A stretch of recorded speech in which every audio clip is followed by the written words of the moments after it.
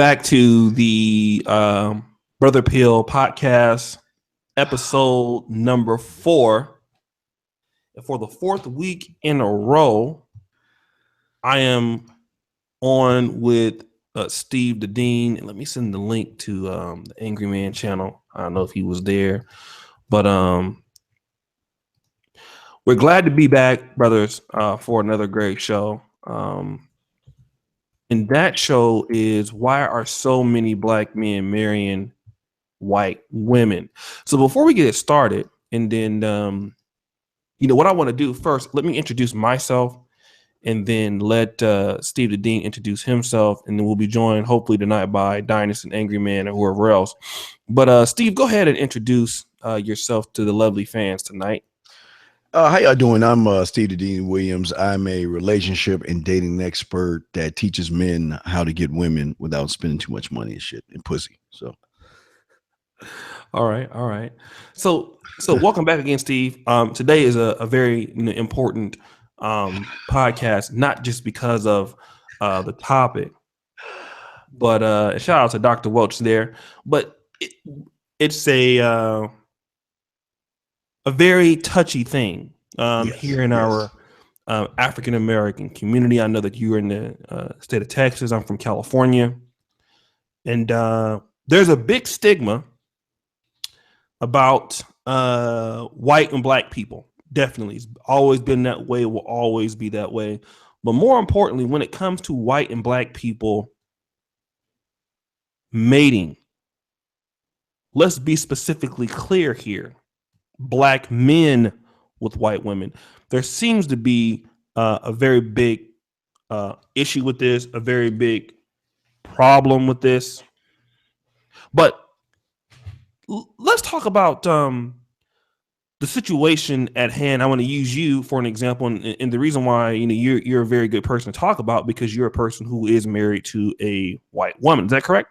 Oh, absolutely. Absolutely. Okay. Yes, absolutely. But now, why do we have a black man? You definitely don't sound like one of those black dudes who sound white. I mean, I'm just being a little stereotypical here, but yeah, you definitely a little niggified. You know what I mean? You with the shit. You know what I mean? As we would say back home, like you definitely a brother that everybody can relate to. Why is Steve the Dean Williams not with a black woman? Well, if y'all don't know my story, I'm a victim of abuse. I mean, y'all always laugh at my cake ass and shit, but the last black woman that I was with hit me in the head with a ketchup bottle, broke my Prince records, my records, not tapes or cassettes, records, busted up my Donnie Simpson BET video marathon tapes, and then called the police on me. So that was my time to just say, okay, I'm done. It was a build up anyway, because I just can't understand how people justify certain types of behavior because it's there. I mean, or they're raised to believe that it's okay to deal with certain types of behavior. And again, I'm not generalizing. I'm not saying all black women are bad. I'm not going to generalize. I'm just saying most of them motherfuckers, but not all. Well, let me ask you this. How did, you had all black women, and to be fair, I don't think you mind me sharing this. You prefer a certain complexion. If you were to deal with a black woman, it has to be on certain parameters. Most notably, turns me on. Light skin. We call them red bones. Red bones. DC. Yeah, I'm from DC in Maryland, so it was like red bones. We love red bones, man. Okay, so really, you don't have a preference for the more Africanized looking black women already. Well, I won't necessarily say that, because there are beautiful looking black women. I'm just saying that again, everybody has a preference, and everybody has what they like. I fucked. Matter of fact, I remember the one I went to the prom with. I used to fuck. My pussy was so dry though.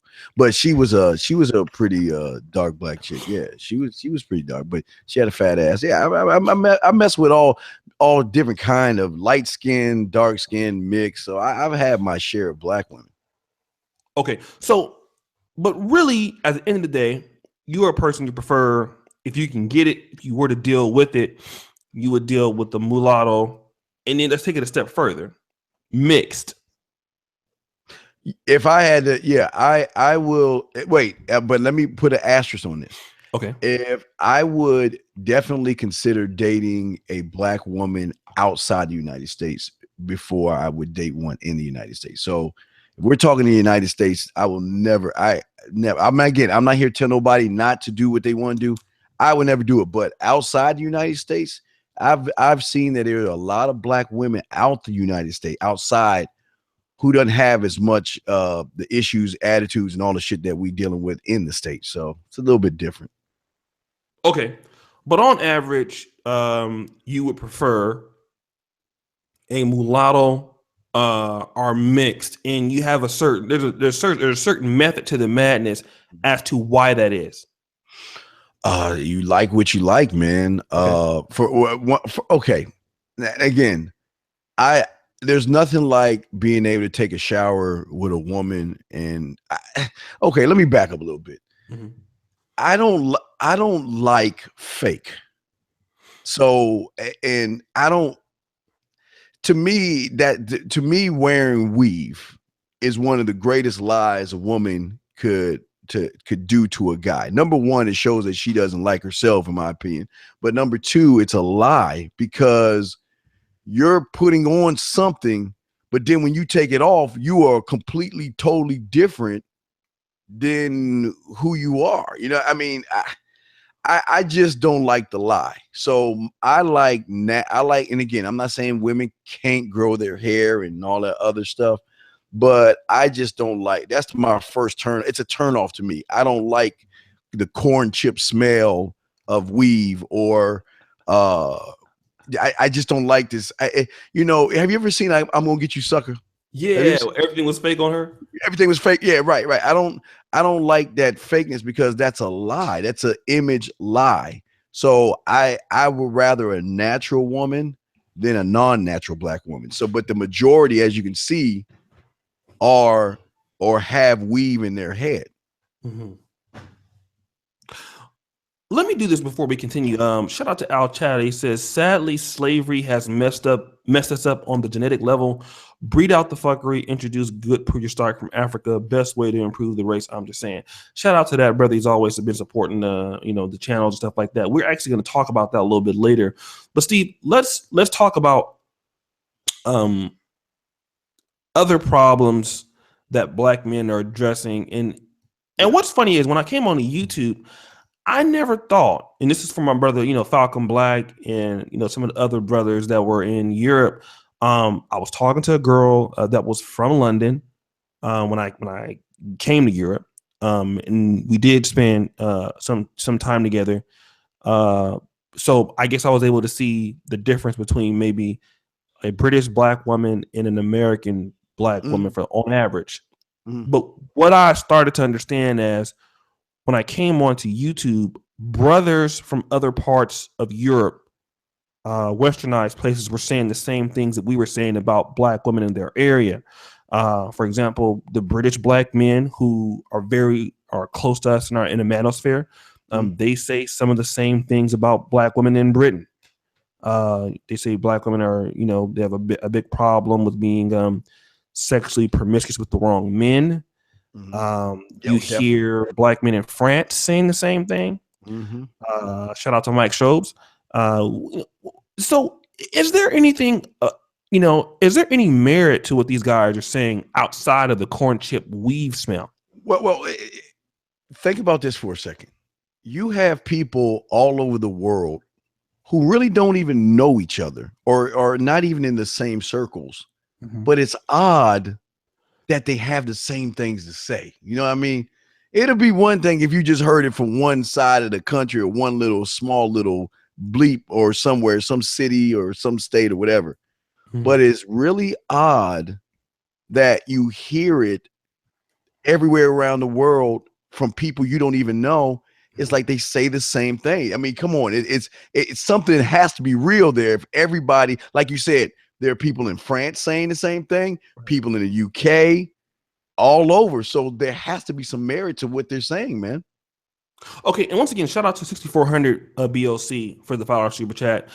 This is what I want to say. Now, as African American men, we do live in America. There are about 20 million black men in America, both between African Americans, black immigrants.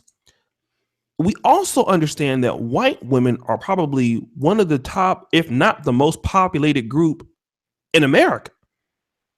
So when we look at the fact that why are so many black men marrying white women, another thing is just sheer numbers. There's just way more white women than black men. And furthermore, there's way more white women who, and this is what I'm going to say, and I'm not going to, I'm not trying to start in trouble, but there are a lot of white women that white men would consider undesirable. Yes, because of their body shapes. Yeah. Yeah. That black men will take up in a heartbeat. So let's talk about this if we can, because when I see,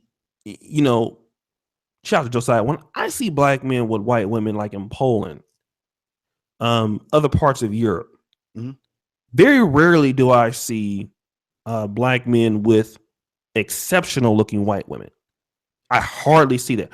What I do see them with is maybe very plain Jane looking white women, white women that have maybe big asses like black chicks. You see that are plain fat and fugly white chicks. I mean, every now and then you'll see them with, but is it that, does that play into the role of, black men are really getting a lot of white chicks because these white men don't want these particular type of white women, and black men are just really just catching up on them.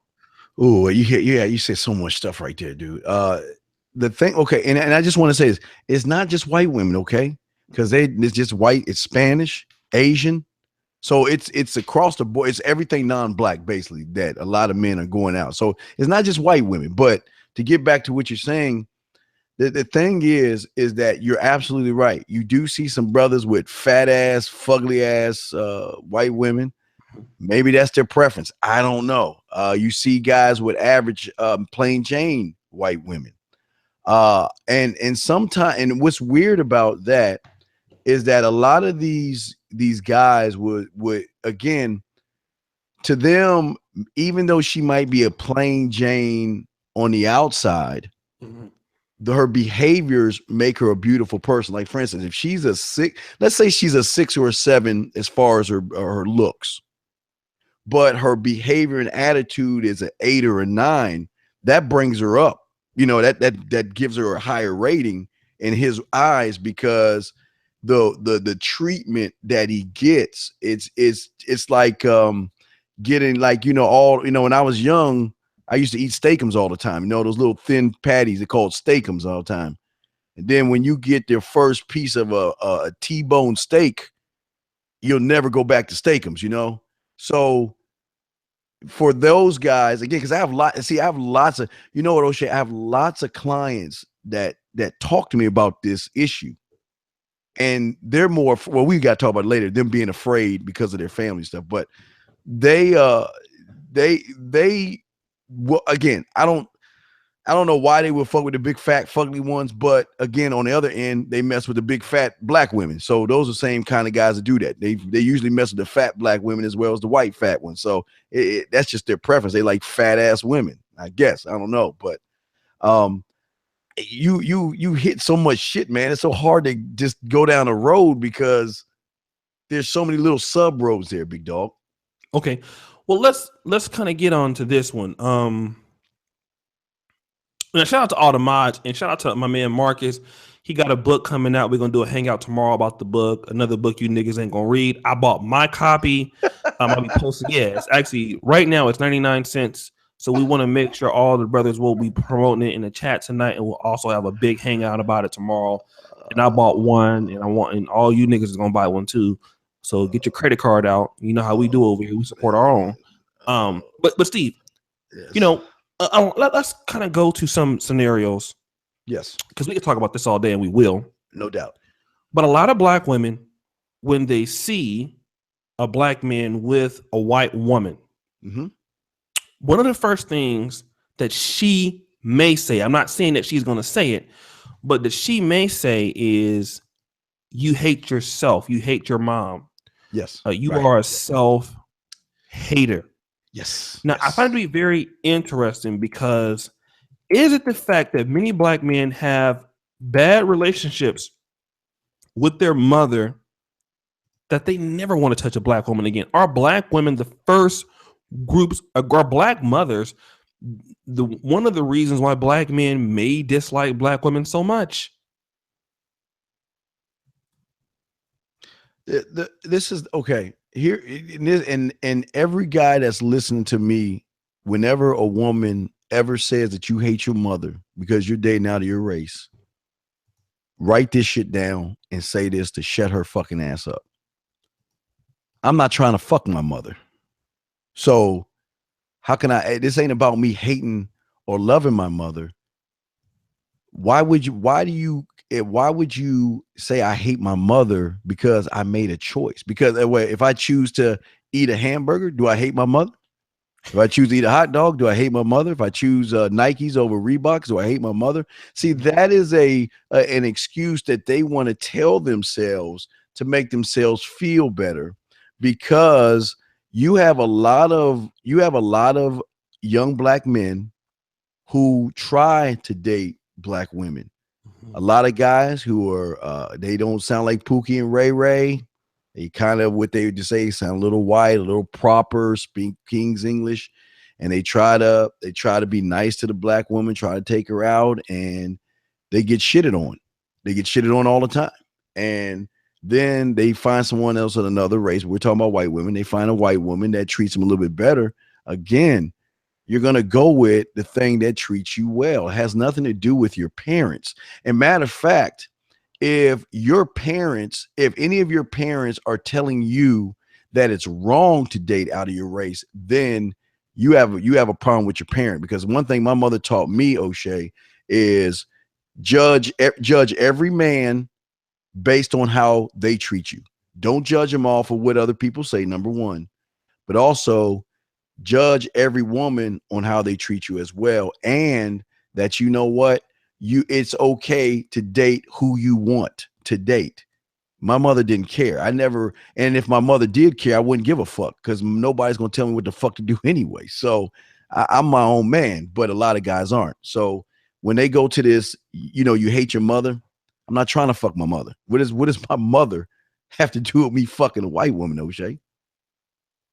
Shout out from Truth from Tony. He's always active in the chat, and he has in fact, he has a good photo of him on YouTube with a attractive non-black woman. She looks like she's white. And this is what he says. And hold on a second. Let me get to before I get to Falcon Black, and shout out to Falcon. He says this.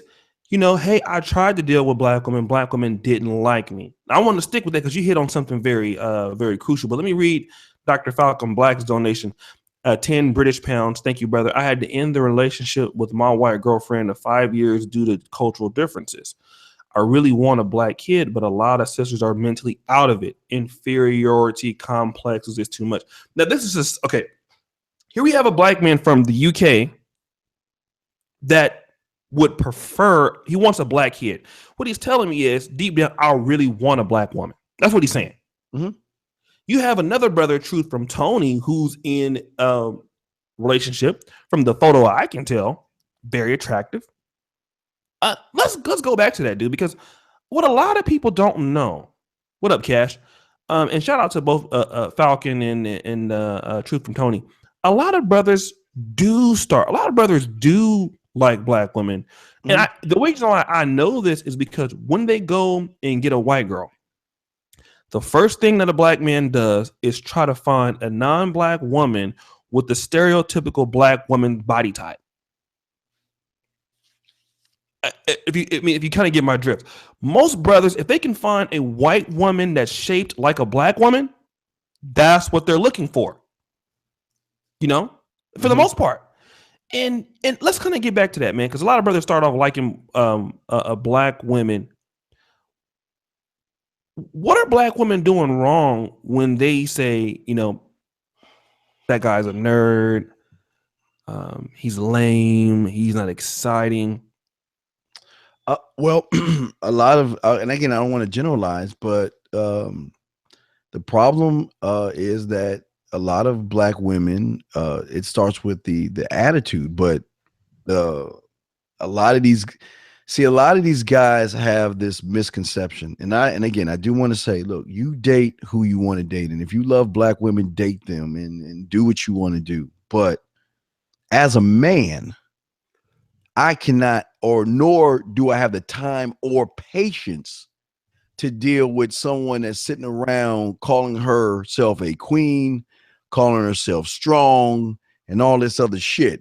I never seen you lift a fucking building. You ain't strong, number one. And in a queen, what fucking castle? Show me the castle that you live in. But again, we've got this shit going on with these weak ass motherfucking black men that trying to get some sidebar pussy by knocking other people down for what they want to do instead of going at these women. But I'm sorry, I'm getting off course. I'm sorry. Go ahead, continue, man. It's just so much. Here's the thing. You got a lot of guys out there that want black women. But the problem, and again, this is look, I can't blame black women for treating them the way they do. I can never, as much as I want to blame any woman for treating anybody bad, I can't blame black women. I got to put the onus on the man, because as a man and a king, you don't let nobody talk shit to you, down, degrade you, yell at you, disrespect you, throw shit at you, hit you, or any of that stuff. But unfortunately, for a lot of our young black men, they're so afraid to stand up for themselves. They're so afraid to go outside. And again, if you want to be with a black woman, you can find one. You got to go look fucking deep to find one that's good to your quality or your expectations. But they are so afraid of being judged. They are so afraid of their family thinking about judging them, and they're so afraid of other women judging them. And if you are doing those things, not only are you a weak individual, but I see why black women dog you out, because they don't respect spineless people that don't stand for themselves. I mean, there's a lot of black men have been told that you're supposed to allow these women to yell at you, because that's just they just haven't been loved as kids, and it's okay for them to lash out. They just not this, and they make all these excuses and shit. But I'm saying, as a man, you don't let no motherfucking person tell you what to do, raise their voice, snap at you, and all that other stuff. Now, O'Shea, I'm not rambling, but I'm just saying real quick, last thing I want to say is that you only notice black women doing that to the weak ones, but them strong black men, again, I don't believe in abuse and smacking women or anything like that. But you know what? They only cooperate with the motherfuckers who check their ass at the door. They don't cooperate with anybody else that, hey, Tanisha or Shakila or Portia, whatever the fuck you want to, whatever her name is, why are you doing this to me? Why are you talking to me that, they do that cake ass shit. But let it be Leroy or Tyrone. He'd be like, bitch, you better shut the fuck up. And he'd be like, oh, well, that's how it go, man. Let me do this. H Punch Benin, thank you for the $10 super chat. And Two Boo Smash, think this thing your name, bro. $2 super chat. Thank you so much.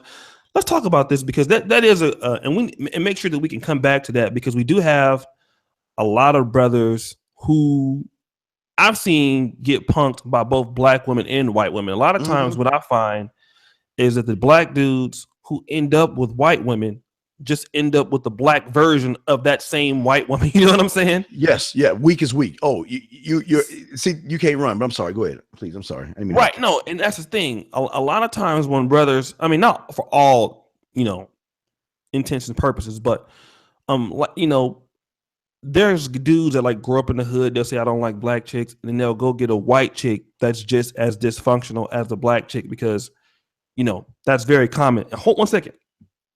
217 people watching right now. I appreciate you guys. But you know what we do on this channel, all my channels. Come in, like the video, okay? This is a Brother Pill podcast. We're we're working here for you guys. Do me a favor and like the video. You know, it's a free motherfucking like. Okay, go ahead and just hit that like on the video, brothers. I know you guys, enjoy and listen to the show. But if you're in here, what up, CB3?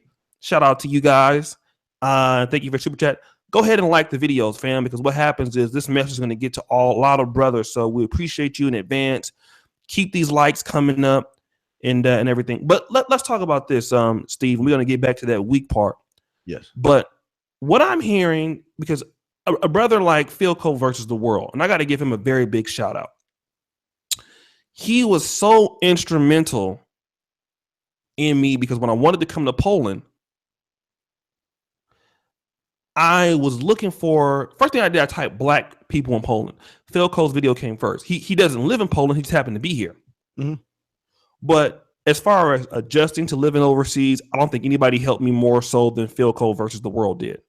Now, here's a dude that decided I'm not putting up with black chicks, and he moved to Russia, and he's there making a ton of money, living a great life. Mm-hmm. And one of the things that he will say is that, the lack of femininity amongst black American chicks is just crazy. They're almost like men. And I've heard not only him say it, I've heard other black men say this. Donovan Sharp said it. And if you live in Europe, like I do, the femininity is on steroids on this part of the Europe. I'm in the eastern bloc of Europe, closer to Russia. So Ukraine is like maybe 150 miles away from me. You said hop, skip, and a jump. Is there a problem with black women as far as femininity? And I'm talking about looking like women, talking like women. Some of these chicks don't even sound like women. Where's the lack of femininity that black men are looking for from black women but can't get it? Is that a problem? Yeah, I think it's a huge problem because we want to be appreciated, we want to be loved, we want to be treated well, and unfortunately, not generalizing, but a lot of black women don't know how to take care of a man. She doesn't know her place at the table. She wants to be head of household. She wants to be first. She wants to be king. She doesn't realize. Say that part again. She wants to be what? She wants to be king. She wants to play king. She wants to play that role as she wants to be head of everything. So if you want to be head of everything and you don't want to do the necessary things like cook, clean, fuck, take care of your man, then it's but there's a little bit of problem with this though, because I'm not I got to keep this shit fair and balanced. I got to keep this shit fair.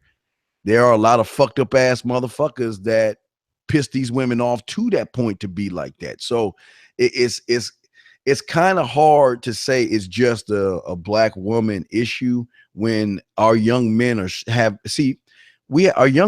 of our young men have been raised by black women. Okay. So most of these guys have never had a man to show them how to be a man. Right. So when they get with women, that's like two emotional entities coming together, and who's ever the strongest is going to survive, because a lot of men, again, I'm not knocking you, you came the way you came, your mom, if you was raised by mom, that is what it is. But without the guidance of a man in your life, you will always pick up the feminine aspects of a woman. But we're going to the woman though. Mm-hmm. She for some reason, again, when you have two people come together, O'Shea, you always have tops and bottoms. Okay. There always has to be an alpha.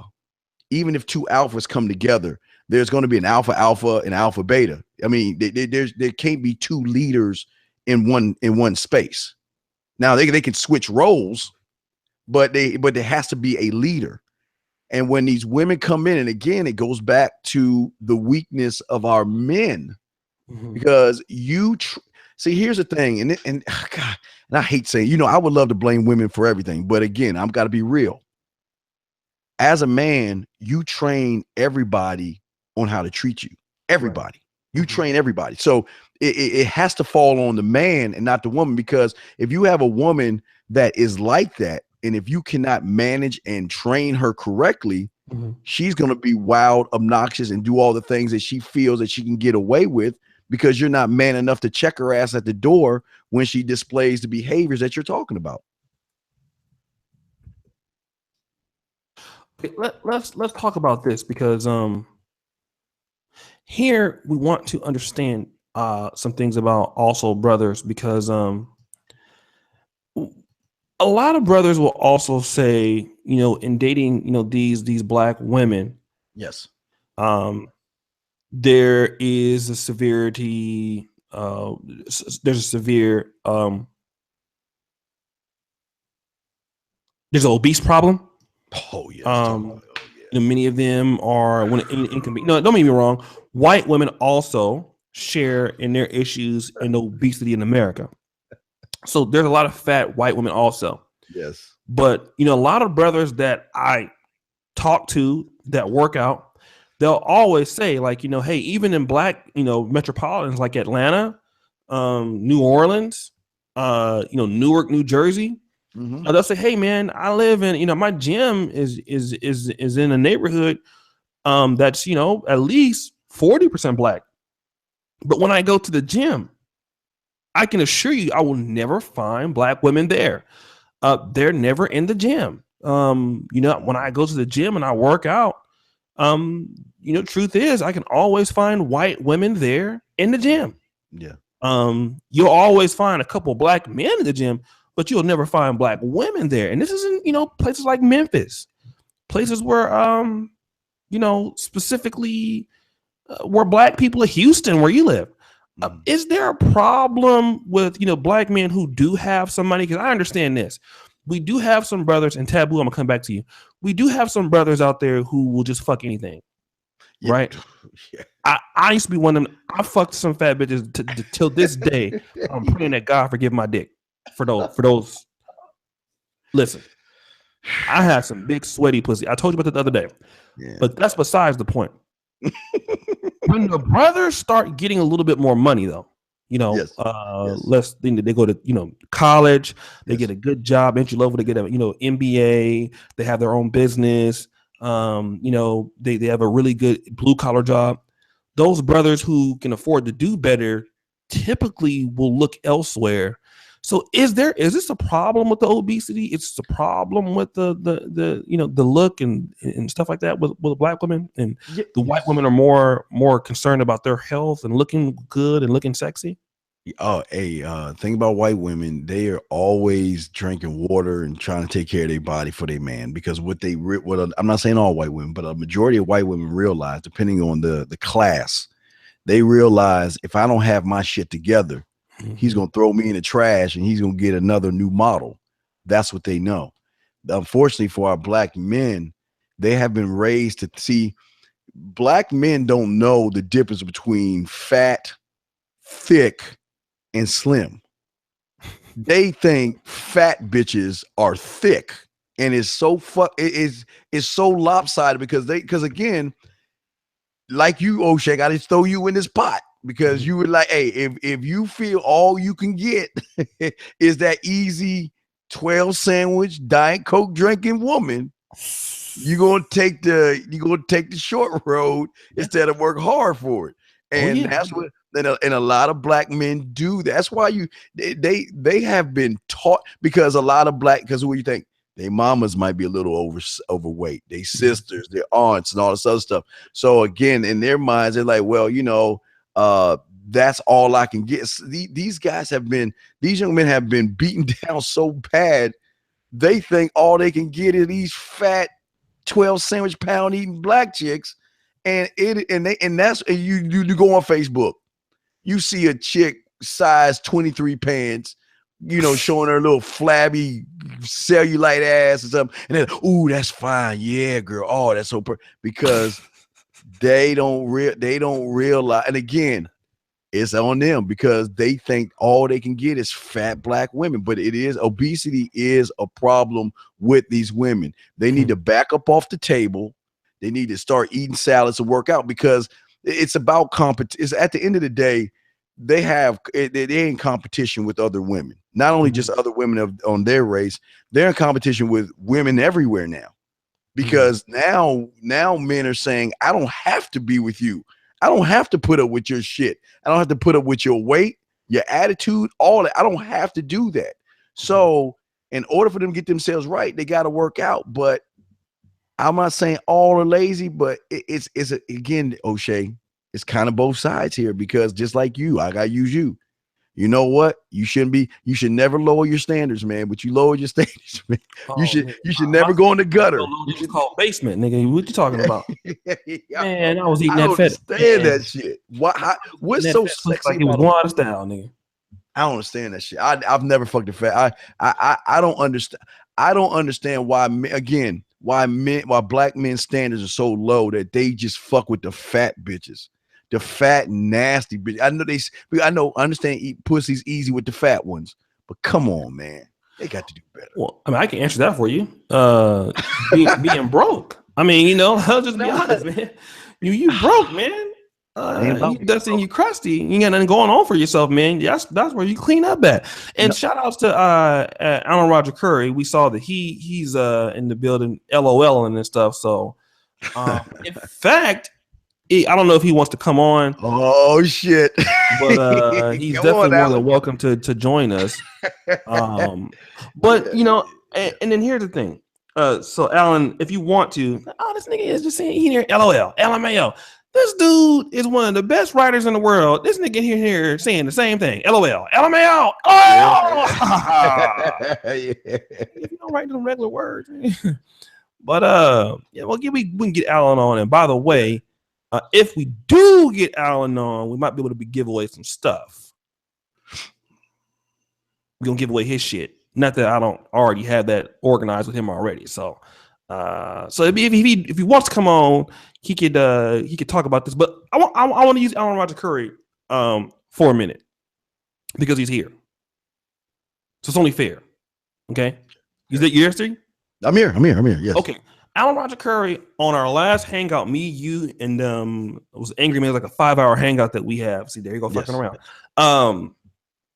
He says, I said, do you think that black people could do, an economy without white folks? He said, fuck no, I need white people. Remember that shit? He's like, I need white people. I need to keep my stakes up and my lifestyle. He said, depending on these niggas, I be work at Leroy's car wash and shit, right? Yeah. Yes. So now let's talk about that. And shout out to Ray Clemens for the super chat. What he's also implying is maybe that same scenario when it comes to black men and white women.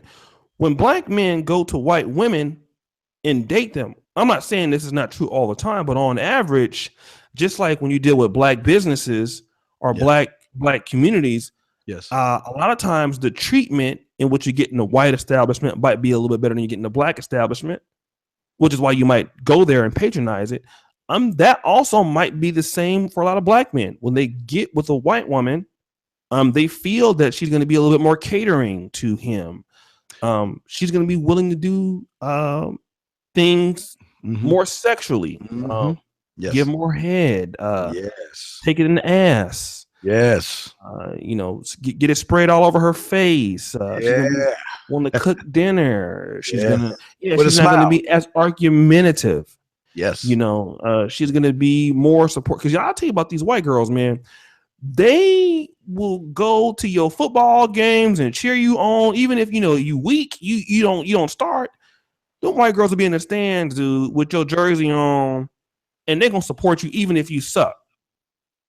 Is that true? I mean, I've never had a real relationship, like I said, with a white woman, but okay. Okay, let's. I'm gonna go back to Leave It to Beaver. If Okay. y'all remember the show Leave It to Beaver, it's like in the 1950s or something like Sure. that. June Cleaver. You had a June Cleaver type woman. And I'm Mm-hmm. gonna go back where you have a Coretta Scott King type woman. Okay, Mm-hmm. beautiful woman, great woman. Okay, through the years, the June Cleaver type white woman has maintained throughout the years. She's just going along, still the same way. The Coretta Scott Kings of the world, the great, like your great great grandmother, your great grandmother, the ones who held it down the family and stuff like Mm-hmm. those women started to dissipate in the 70s because of all the shit that was going on in the 70s. But the 80s, once you need a job if you want to be with me, you wait to exhale, fuck these niggas, fuck these guys. And so the Coretta Scott Kings of the world started to fade out, where the June Cleaver mindset kept going, as in taking care of your man, knowing your place. You come home, I gotta look good for my man. I need to wear makeup. I need to feed him. I need to fuck him. That kept maintaining along.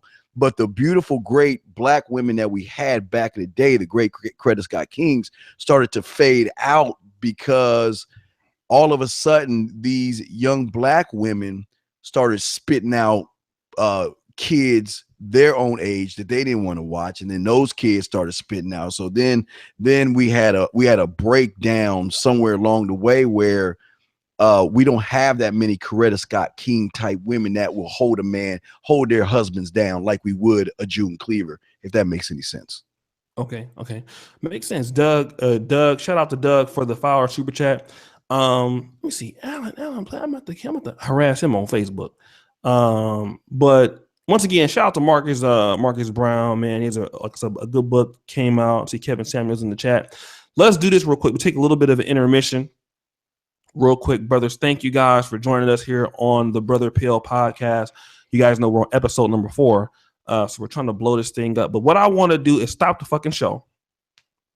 264 of you guys are here, right? Charles Gilmore, why men and specifically black men choose women that want them? We want to ask a question. Very good point. We'll come into that. But let's do this, you guys.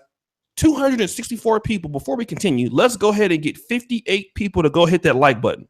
Shout out to Charles Gilmore. So we want you guys to do that because we want to make sure that everybody sees this as much as possible. So let's stop the show. Get on over, okay, and let's hit the like button on the video. And we want to make sure that we do that. And also at some point, you guys know Steve the Dean is. He has all that shit on there already. All that shit. So let's go ahead and get the likes up, people, because if you're in here, go like the video, right? Because you're watching the video. Go ahead and like the shit, right? So we want to make sure that you guys can see the video and it's going to get promoted. So keep liking the video. It's 115 of y'all who haven't liked it yet. But will Brother Pill be a new channel? It might. It might be a Negro Manosphere channel. I might come up to Negro Manosphere YouTube. But a brother came in, and shout out to Brandon, I'll make him moderator too. A brother asked a question, Dean, before we go any further. He says, can you be more specific when, I think he meant when to check her. So when a woman is basically being rude or not getting with your program, Alan Roger said 15 minutes in an invite. Okay. So is there a way that when is a good time to check somebody? When is it necessary, in your opinion? Okay, first thing you have to do, young men, is learn how to check yourself. Once you're able to do that, then it'll be more easier to check a woman. So unfortunately, with the problem is that a lot of these black women will be disrespectful to you, but they will go to their jobs and treat their white bosses better. They would treat their white CEOs and presidents better. And the reason why they're treating those guys better and you like shit is because a lot of you young men don't have a standard. See, this is why having a man in your life to give you guidance, to show you how to have a standard, because you should be your own brand, your own company. Now, O'Shea and myself, we can't go to a company and come late. We can't be disruptive because the company has a standard that they set as soon as you walk in the door.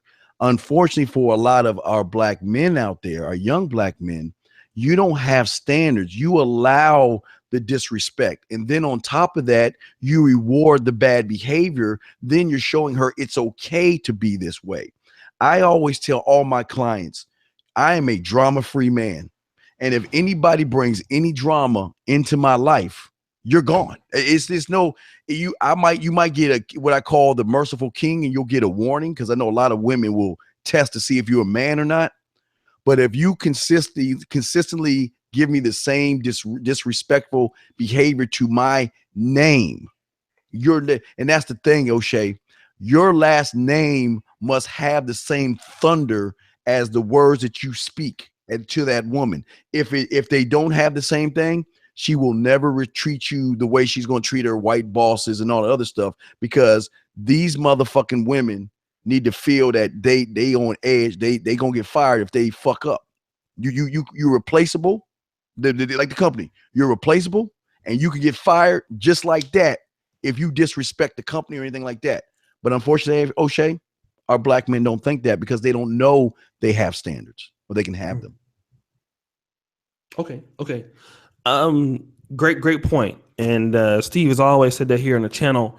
Let's take the conversation for another spin. And because it's not just, black men marrying interracially, but let's deal with the this guy says, where can you find a decent chick to fuck STD free and not crazy? Nigga. Boy, y'all need that. We'll come back to that one. I mean, I read the super chat, man, but that's you super chatted that, okay, bro. Oh man, I'm gonna come back to that one, dude, because that's actually pretty funny. But let's talk about this, bro. A lot of black men are already very ostracized, in the community. And, yes. and I would bet that, and like you said, you talked about this privately. Yeah. If it was more socially acceptable for black men to marry white women, you would probably see much more of a higher number. Oh, absolutely. Absolutely. A lot of black men stay loyal to what, some people will call the plantation for fear of issues with their mother, issues with their female family members. Let's be honest. Your daddy your daddy ain't gonna get mad if you bring home a white girl. Because your daddy probably wanted some white pussy too before. He ain't gonna be like, nigga, I understand. But the group of people who always seem to have a big problem with interracial, relationships is black mothers, white fathers. Right. They're the two racist groups of people. Yes. Black men and white women, I think both groups are very similar, because white women were oppressed by white men for many years. Yes. Black men were oppressed by white men for many years. Yes. So they just started teaming up and fucking, I guess. But do you think that a lot of times that for lack of family support, and this is what I say, and this may or may not be true, a lot of white women would deal with black men, but for fear of family rejection. Like those white women who come from good families and their families have a lot of money, for the most part, they're not going to marry a black man. They'll fuck one, but they won't marry one. Right. Exactly. They'll fuck the shit out of you and suck your dick behind a goddamn park, but they're not going to marry you. The white women that I do see marrying black men, even if no matter what they look like, beautiful, fat, or ugly, typically if they marry a black man, it's within some sort of religious organization like Jehovah's Witnesses, or that white woman is poor for the most part, or the family doesn't come from a great stigma. Does class play into many white women marrying black men and vice versa? Because you get what I'm saying? Is this also a money thing too? It's kind of a money thing, but let's go back to the rich white woman. Now, most black men stay in on their side of the tracks. They won't travel. What I call they won't go beyond, to the middle, upper middle class neighborhoods.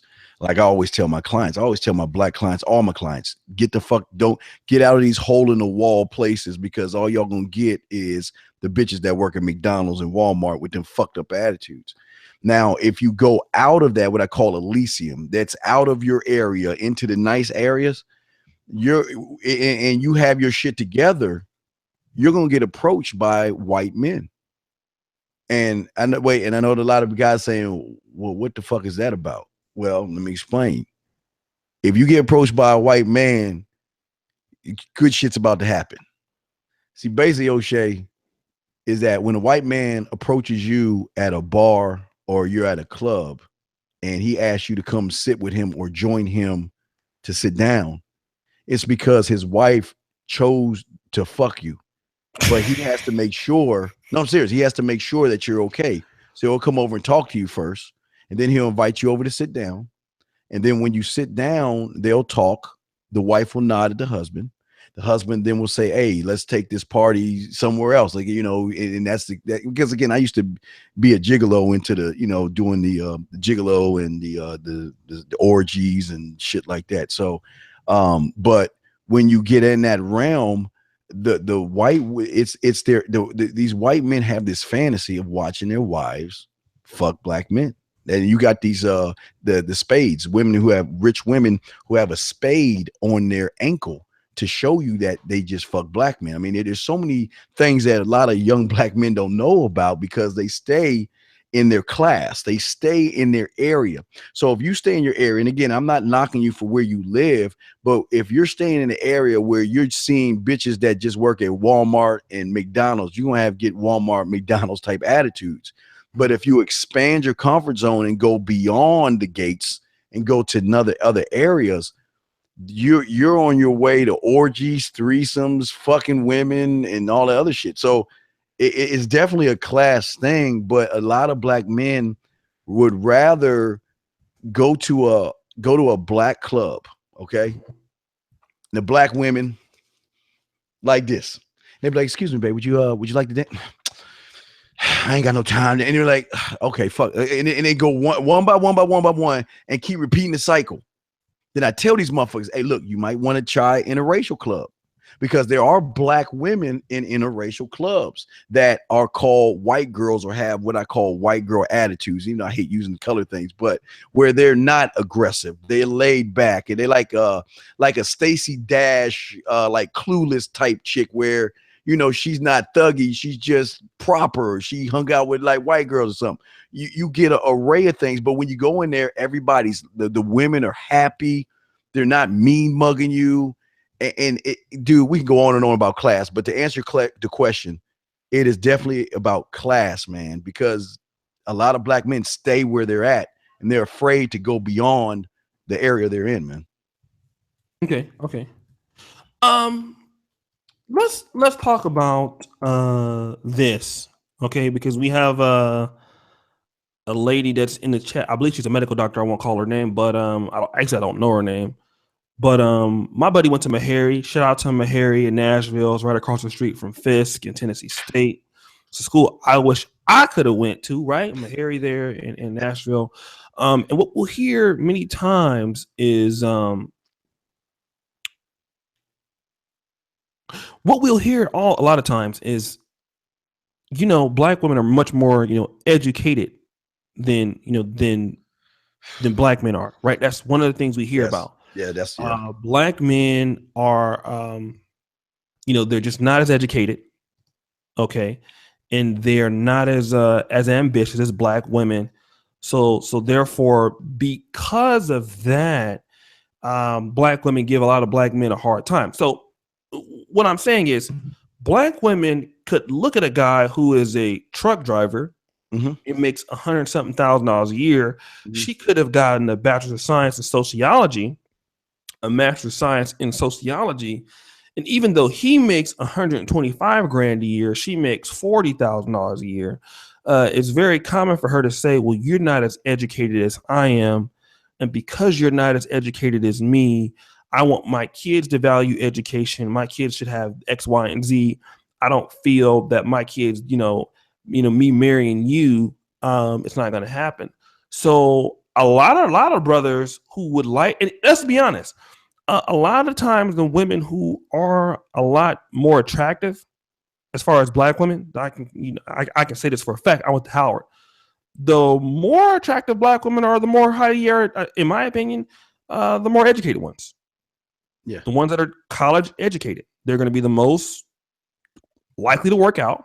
They're going to be the most likely to, probably, to look good.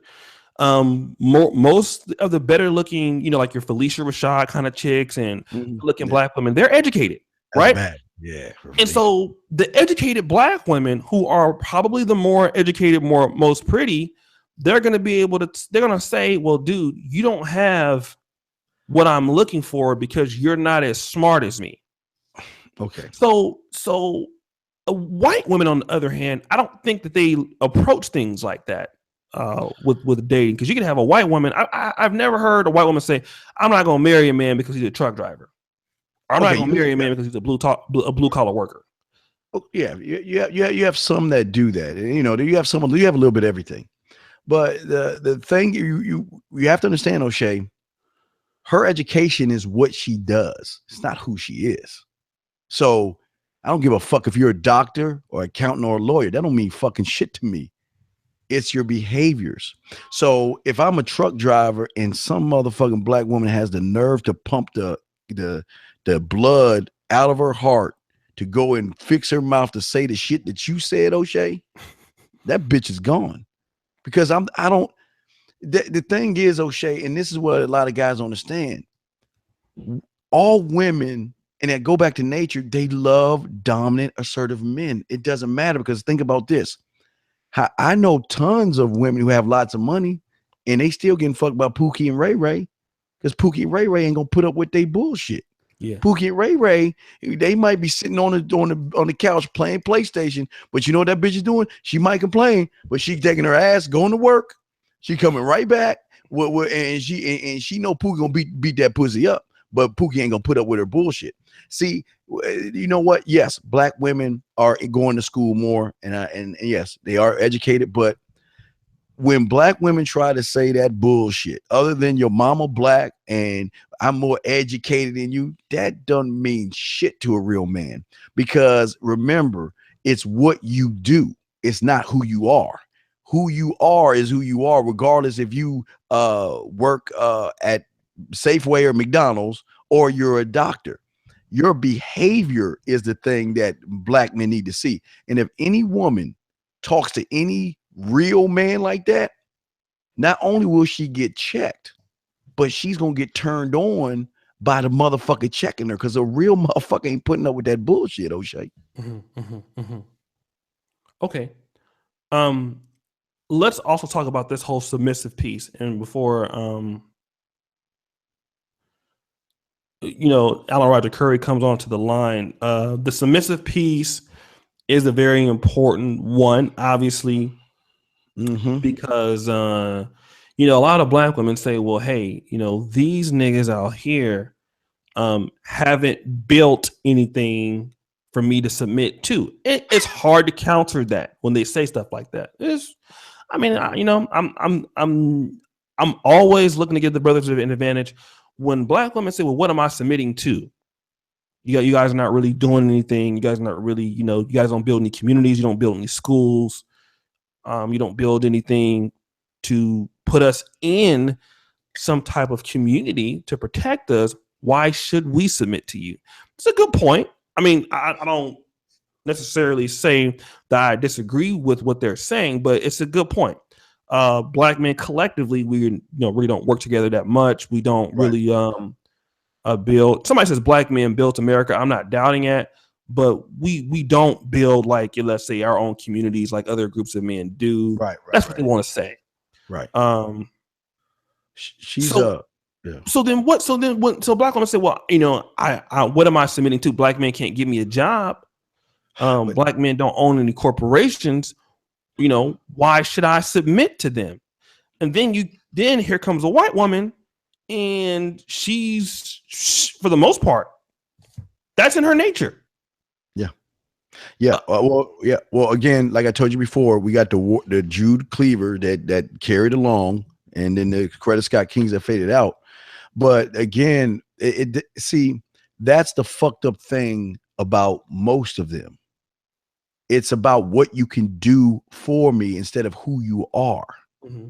Because you remember there was a TV show years ago called Rock. He was a garbage man, you know what I mean? Yeah, But he yeah, had standards. Rock had standards. Rock held shit down as a man. See, it when she tries to tell you, well, you ain't build no communities and anything. Well, you ain't my wife. Because if you my wife, we're gonna build a community together. We're gonna be together. We'll start with our children and work from that point, because I'll raise them, I'll yada yada yada. But I hate to say this though, but she's got a point. Most black women have a point, because most of these black men come from mom, and they don't know how to be a man. They don't know how to take care of themselves. They don't know they don't know how to grow. They don't want to learn. They don't want to start their own businesses and stuff like that. And what happens is, what black women see black men that have the ambition, have the drive. They want those things. But those guys, they want those kind of guys, but those kind of guys ain't even fucking with them. So then they turn around to their other guys who aren't doing shit, and then they kind of hard on those guys. You know, where's your business at? Where's your stuff at? Why aren't you doing this and why aren't you doing that? See, she can't have the black man that's running his business, because the black man's running his business is not going to deal or put up with her fucking mouth. But she'll go back down and mess with somebody who isn't, and expect him to do the things that this other guy's doing when he doesn't have the drive or ambition to do so, man. Let's talk about this, because and stop the show, guys. Appreciate you guys in the chat. Let's continue to like the video. 279 watching right now. Let's continue to get the likes going up. Let's get 18 more people to like the video so that we're at 200. Okay. Here's what I also notice with black men who have white women. You know, the black women were not very interested in those guys initially when they were coming up. Yes. And then all of a sudden the brother gets a white woman. And then this could be at a restaurant. Could be at a movie theater. Yes. Here comes the dirty looks. Oh yeah. Here comes the mean mugging. Here comes the frowny faces. Yes. The looks of anguish. Yes. I can't believe you're with that Becky. I can't believe you're with that white woman.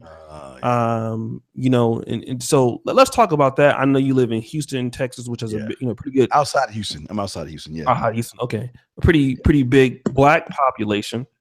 Yeah. How do you deal with these people who look at you? I mean, what kind of dirty looks do you get from black women? I love the dirty looks I get, because when I get the dirty looks, that's when I grab my wife a little bit more. I grab her ass, I kiss her, I'll play with her hair, pull it. You know, I do all kind of shit, because I don't give a fuck. I'll be like, her hair is real hair. You know, I don't give a fuck. The problem goes a little beyond them with all the stuff that they follow and listen to. See, they want to listen to Beyonce ass telling them all this shit about Becky and all this other shit. They need to stop worrying about Beyonce, who's married, and they need to start worrying about their own shit. But getting back to what you're saying is that, you know, but see, that's part of being a man. See, the thing is what's great about being a man is that nobody can rock my foundation. Nobody can look at me and I have to change my tune. If my family members don't agree with what I'm doing, with family members, because I'm a motherfucker, I'll cut you off quick. I don't give a fuck you. You know what I mean? But see, I'm a man. And remember, O'Shea, when the only time my mother could tell me what to do is when I was living in her household. Once I got out her door, I did everything I wanted to do. And if my wife is green with 4 eyes and 3 fucking assholes, and I'm with her, I don't give a fuck who's looking, because again, it's not my problem. Because look, I'm married, bitch. You just fuck me, so I'm good. I'm not mad. Man, you know what? It's the funniest thing in the world to see them broken women they get so mad when I grab my woman and I be kissing her and I look back and be like, yeah, tastes like vanilla. And they just hate that shit. I just talk, but again, I talk shit because I don't give a fuck. Yeah, I don't care. Okay, so we got Alan Roger Currie in the building. So welcome to you've been on this before, but welcome to the first appearance of the Brother Pill podcast from episode number 4. And who better to join us than the great Alan Roger Currie himself? What's going on with your mom? Cake. Can you hear me okay? Oh, we can hear you, player. Yeah, we can hear you, man. Okay. Hey, man, thank you for having me. Yeah, I'm glad to join. I've been really feeling these Brother Peel panel discussions you've been having, O'Shea. So props to you, man. Now, wasn't there more people in the room? It's just us 3 now? Yeah, usually I have about 13 niggas on here at the same time, but they don't want to touch this. Other niggas must be either selling dope or smoking the shit right now. So, because when I was in the car, when I first started listening, I was in the car driving, and it looked like it was about 5 or 6 of y'all in here, but I guess they must have took off. No, that's the Hennessy, nigga. That's what happened when you lay off that Hennessy, man. Yeah, when you hit the Hennessy and you start driving at the same time. Woo! What up, Dr. Sugar Ray? Shout out to my man, Dr. Sugar Ray, out there in Virginia. Alan, now listen, I know that you are not one to go in on certain topic like this, but you have been familiar with the manosphere for at least a year and a half, so you familiar with the complaints that some black men do have, and from what you've heard, maybe from over the years, dudes you went to college with, stuff like that. Why do you see so many black men? And I'm not saying that most of them do, but a good percentage of them, at least more than 10%. Why are these people marrying either interracially or going to the white women specifically? Well, I think there's 2 types of brothers that date white women. There's some brothers that I know that just love women, period. So in other words, they'll date a white woman not so much because they have any animosity towards black women. They just happen to find a fine ass white woman who they wanted to lock down. Mm-hmm. So I have some black male friends in that category. Mm-hmm. That they genuinely, from my conversations with them, they let it be known they don't have any beef or ill feelings towards black women. They just didn't find the right woman for them in the black community. They selected white. Then you have the other group brothers that they do. They not feeling sisters. They feel like the biggest complaint I usually get from guys in that category is that black women seem to have an aversion to being obedient, submissive, and highly feminine. And that's one of the reasons why one of my things I do next to being a man's dating coach, I think you're aware of this, but if not, or your listeners are not, I am a professional BDSM dom. And interesting, one of the things I do, I actually have men who will refer their wife, fiance, or girlfriend to me to train them. Mm-hmm. And it's like, usually it's a last ditch effort on their part. Like the guy has told the woman, hey, I'm about to divorce you. I'm about to break up with you unless you let this brother, Alan Roger Currie, train you how to be more feminine towards me, more obedient and submissive. And so I have a mixture. I have about 40% black clients and about probably 60% white and even a few Asian clients. But yeah, man, brothers, man, all men, I ain't gonna say brothers, all men want a woman who's feminine. Mm-hmm. Yes. Who's not gonna challenge them. Like I was listening to Steve earlier and he said something that I've said repeatedly, particularly when I was on Blog Talk Radio. Women would try to debate me on this, but I tell women all the time, you can't have 2 alphas in a relationship. It will never, ever fucking work. Mm-hmm. But there's a lot of women, and if I'm a loosely generalize a bit, just a tad bit, a lot of black women, but I've talked to some white women too, though. I've talked to some white women who tell me, oh, Alan, I think two alphas can coexist. No, they can't. If a man is an alpha male, he don't want no woman in a relationship with him or a marriage with him trying to compete with him. You know, like my parents' relationship. Now, my mother, she was more mouthy than my father. She probably said 25 words for every 2 words my father said. But when my father spoke, it counted, if you know what I'm saying. I mean, you know, my mother could give me and my brother all kinds of threats. If you don't clean your room, I'm going to spank you, and I'm going to do this, and I'm going to do that. And we'd be like, yeah, Mom, whatever. And our father could just come to the house and give us a look like, nigga, you better get in that room. And we'd be like, yes, sir. So we knew who ran the household, you know? Right. And I'm also piggybacking on something else Steve said about, man, you got, I don't want to too much generalize the younger generation, man. And again, this also goes beyond just black borders, but you got a lot of young men who are being brought up, raised by their mother. Mm-hmm. And they end up absorbing a lot of what I call bad social programming. Mm-hmm. You know, not only as it relates to dealing with dating relationships, but just life in general, man. Because the ideal balance in a 2-parent home is that your mother's going to be the nurturer. You know, when you fall down and scrape your knees, she's going to be like, oh, baby, it's okay. You know, she nurture you when you get knocked down.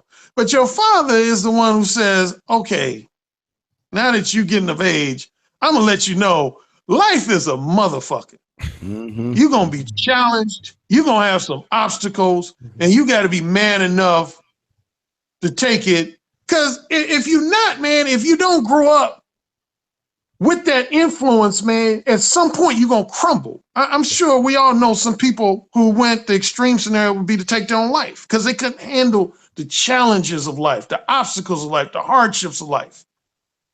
You know, and it's the father's role to toughen you up for those upcoming challenges and obstacles and unexpected episodes of adversity.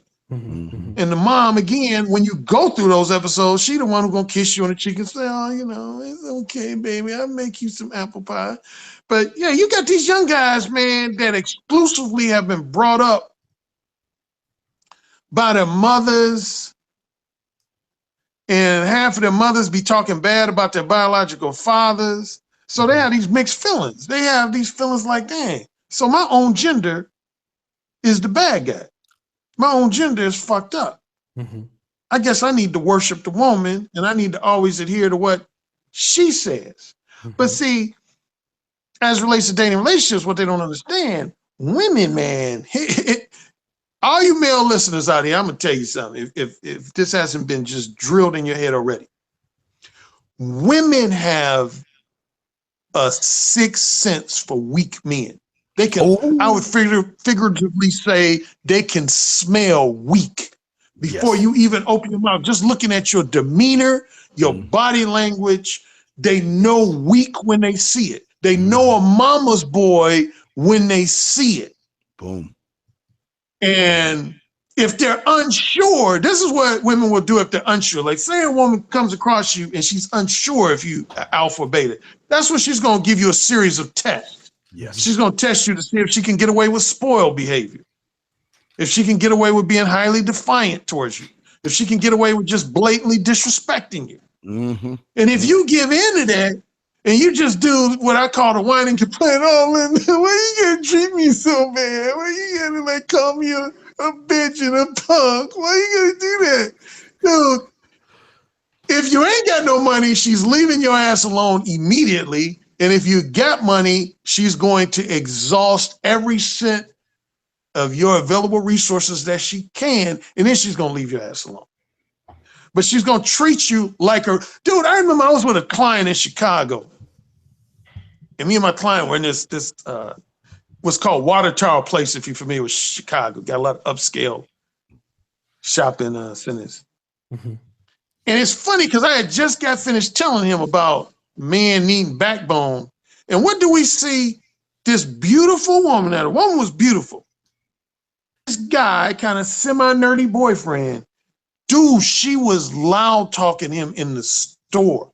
She was like, I can't believe you forgot to get the gifts for Joanne. You are so stupid. You are so stupid. You are so irresponsible. He was just like, I'm sorry.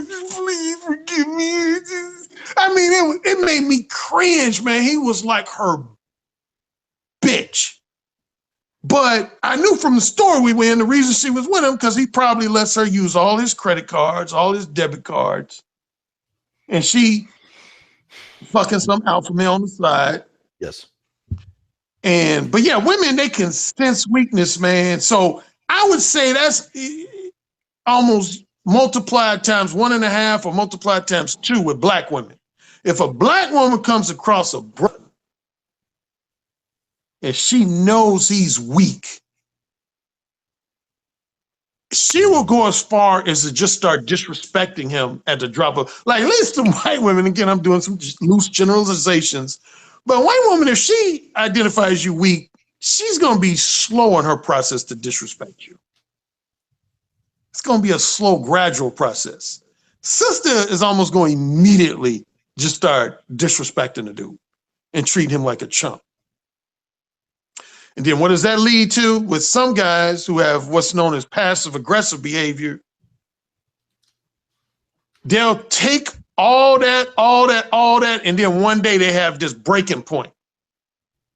And then they go from being really, really wimpy and tolerant to committing an act of domestic violence. Now they're in jail. Mm-hmm, mm-hmm. You know, and then, you know, that never ends well. So all that to say that I would emphatically co-sign with Steve's assessment that it starts with a man having, I would say as early as maybe 11, 12, and definitely no later than 17 or 18, man. He got to start developing backbone. Mm-hmm, mm-hmm. He got to start developing strong sense of backbone. Like one of the things I've said on my show before that I love about sports, of course, everybody who participates in sports, whether it's baseball, basketball, football, whatever, wants to win. But actually, the bigger lesson for you, for a man, young man participating in sports, is when you lose. Because the lesson you learn there is life ain't gonna always go your way. Right. Sometimes you're gonna get laid off from a job. Sometimes, you know, you're not gonna get this woman that you really wanted. Something else, some kind of other unexpected episode of adversity. And again, as a young man and definitely as an older man, you got to have the intestinal fortitude to handle that shit. Mm-hmm, but mm-hmm. you can't be seeking out a girlfriend or a lover and treating her like a second mother or one of your aunts. Because she's going to immediately, I can't tell you how many stories I've read, and I'm sure Steve has read stories where women will complain in a, I don't know, a Ask Abby type column where they'll say, yeah, my husband, he gets on my nerves. Sometimes I feel like I'm living with my younger brother, or sometimes I feel like my husband's my son. That's her saying, I've completely lost respect for my husband. He's never going to get my pussy wet again. I'm never going to suck his dick ever. I mean, seriously, dude. What? Hey, I'm telling you, once I tell my clients this, and this is true, and I think Steve will co-sign with me on this. Well, number one way sexually you can tell when a woman has lost respect for a man, when number one, she won't suck that guy's dick, and even more specifically, she won't get on her knees and suck that guy's dick. When a woman respects you, she will drop to her knees and suck your dick. With a smile. So, yeah.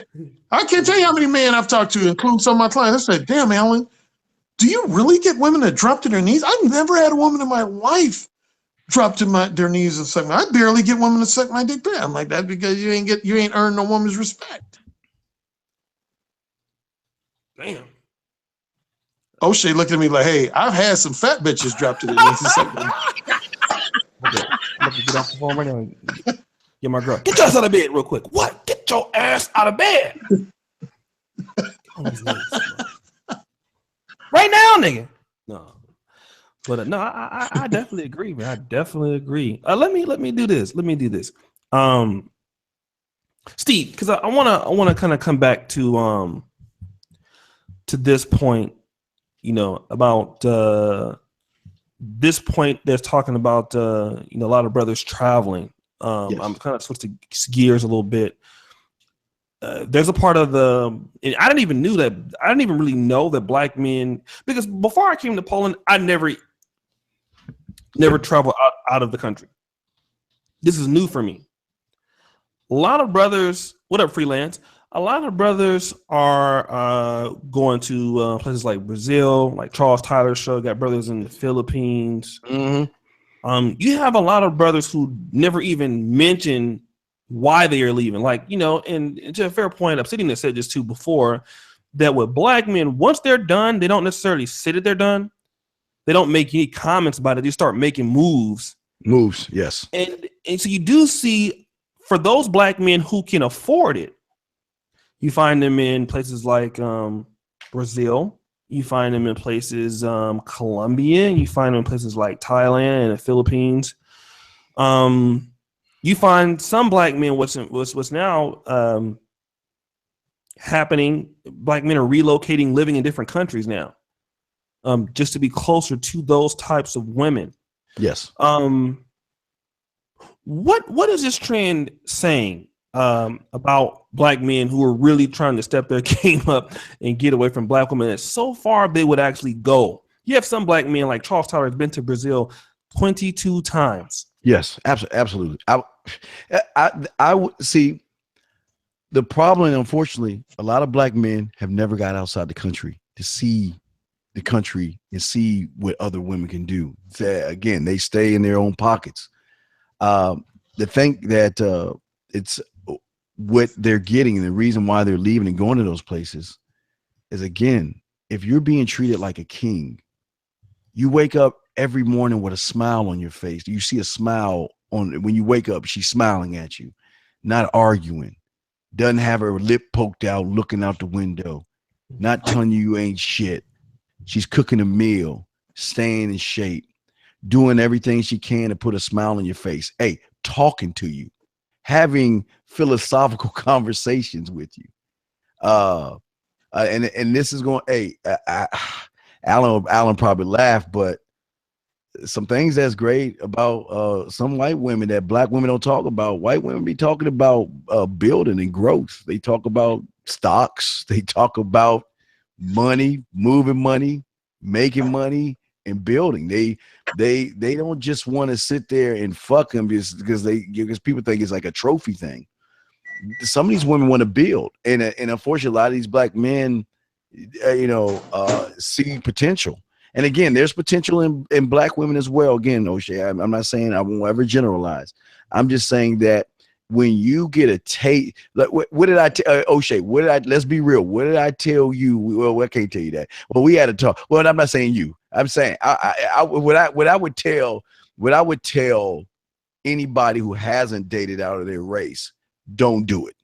Don't do it. Because as soon as you do it and you're able to compare notes, you're never gonna go back. It's the hardest thing to go back when you're being treated like a king, to go back to being disrespected. It's a hard move, but some people make that move, O'Shea, because like you said before, one of your guys that were in your chat room said that he wants to have a black baby. Well, guess what? You can have a baby with any woman. If you're a black man, that child is technically black. So I mean. Let me also actually, this will go to Alan. A lot of I just came back from like Uganda, and I'm True from Tony. Shout out to you, man, for the $2. I'll take whatever I can get, nigga. I'm broke.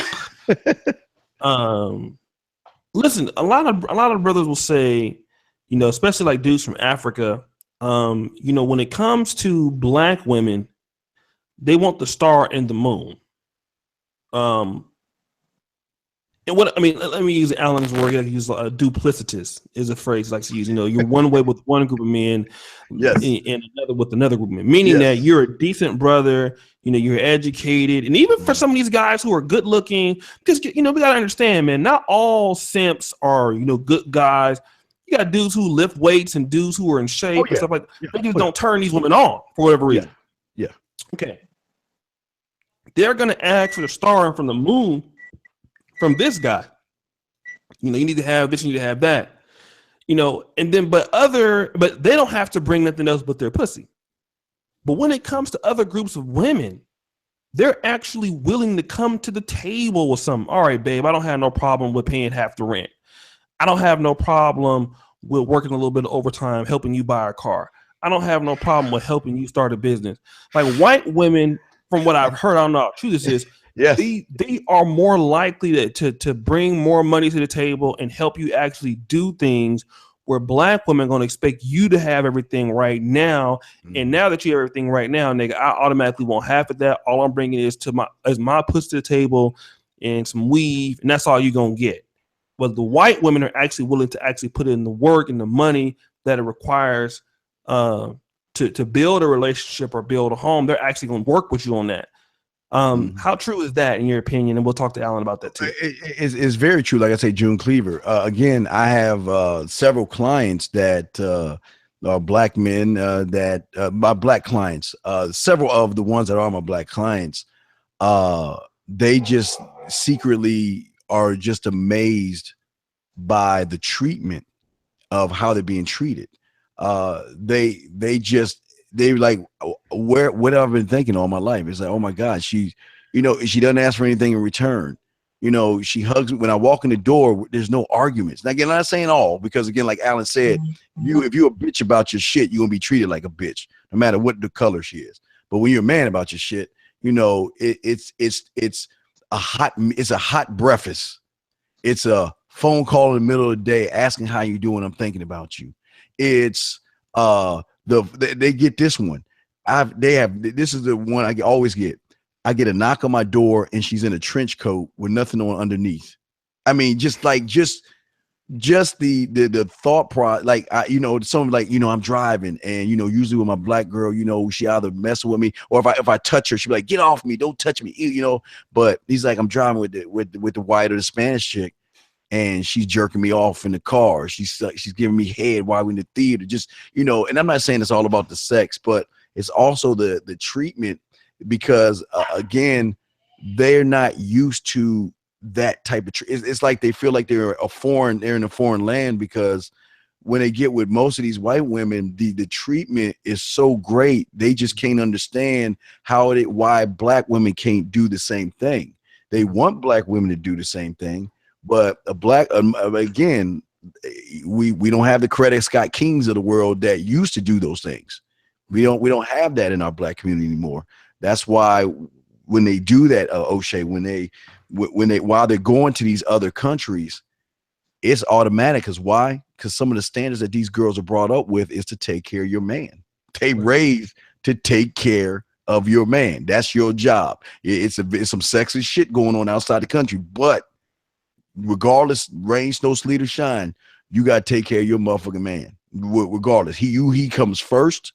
You put him first ahead of your own needs, and that's how they brought up. So it's like paradise to these guys. Let me ask you this, Alan, because Steve makes a good point, and I made a video talked about alpha males have a good experience with black women, beta males don't. I talked about all the fat bitches that I fucked in that video. I think you listened to that one, right? Yeah, listen. Okay, so let me ask you this. Boobion. Yeah, Boobion, that nigga. Now you would be a brother that would have been probably considered to be, conventionally handsome, conventionally educated. So which means, and you've already stated before that a lot of black women, you've had a lot of good experiences with black women in general. Is that right? This is true. True. Now, with that being said, because a lot of brothers can't understand, like, damn, Alan had a good for most of us, regular or ugly niggas, that shit is the opposite story. But for you, though, No, this ain't because for like Angel Ramirez, Boubion, hey, then man, ain't got everything from black chicks. But let's take it a step further. Since your experiences have been very well with black women, for the white women or non-black women who have also treated you very nice, who was nicer? Mm. Who was nicer? Who treated you better?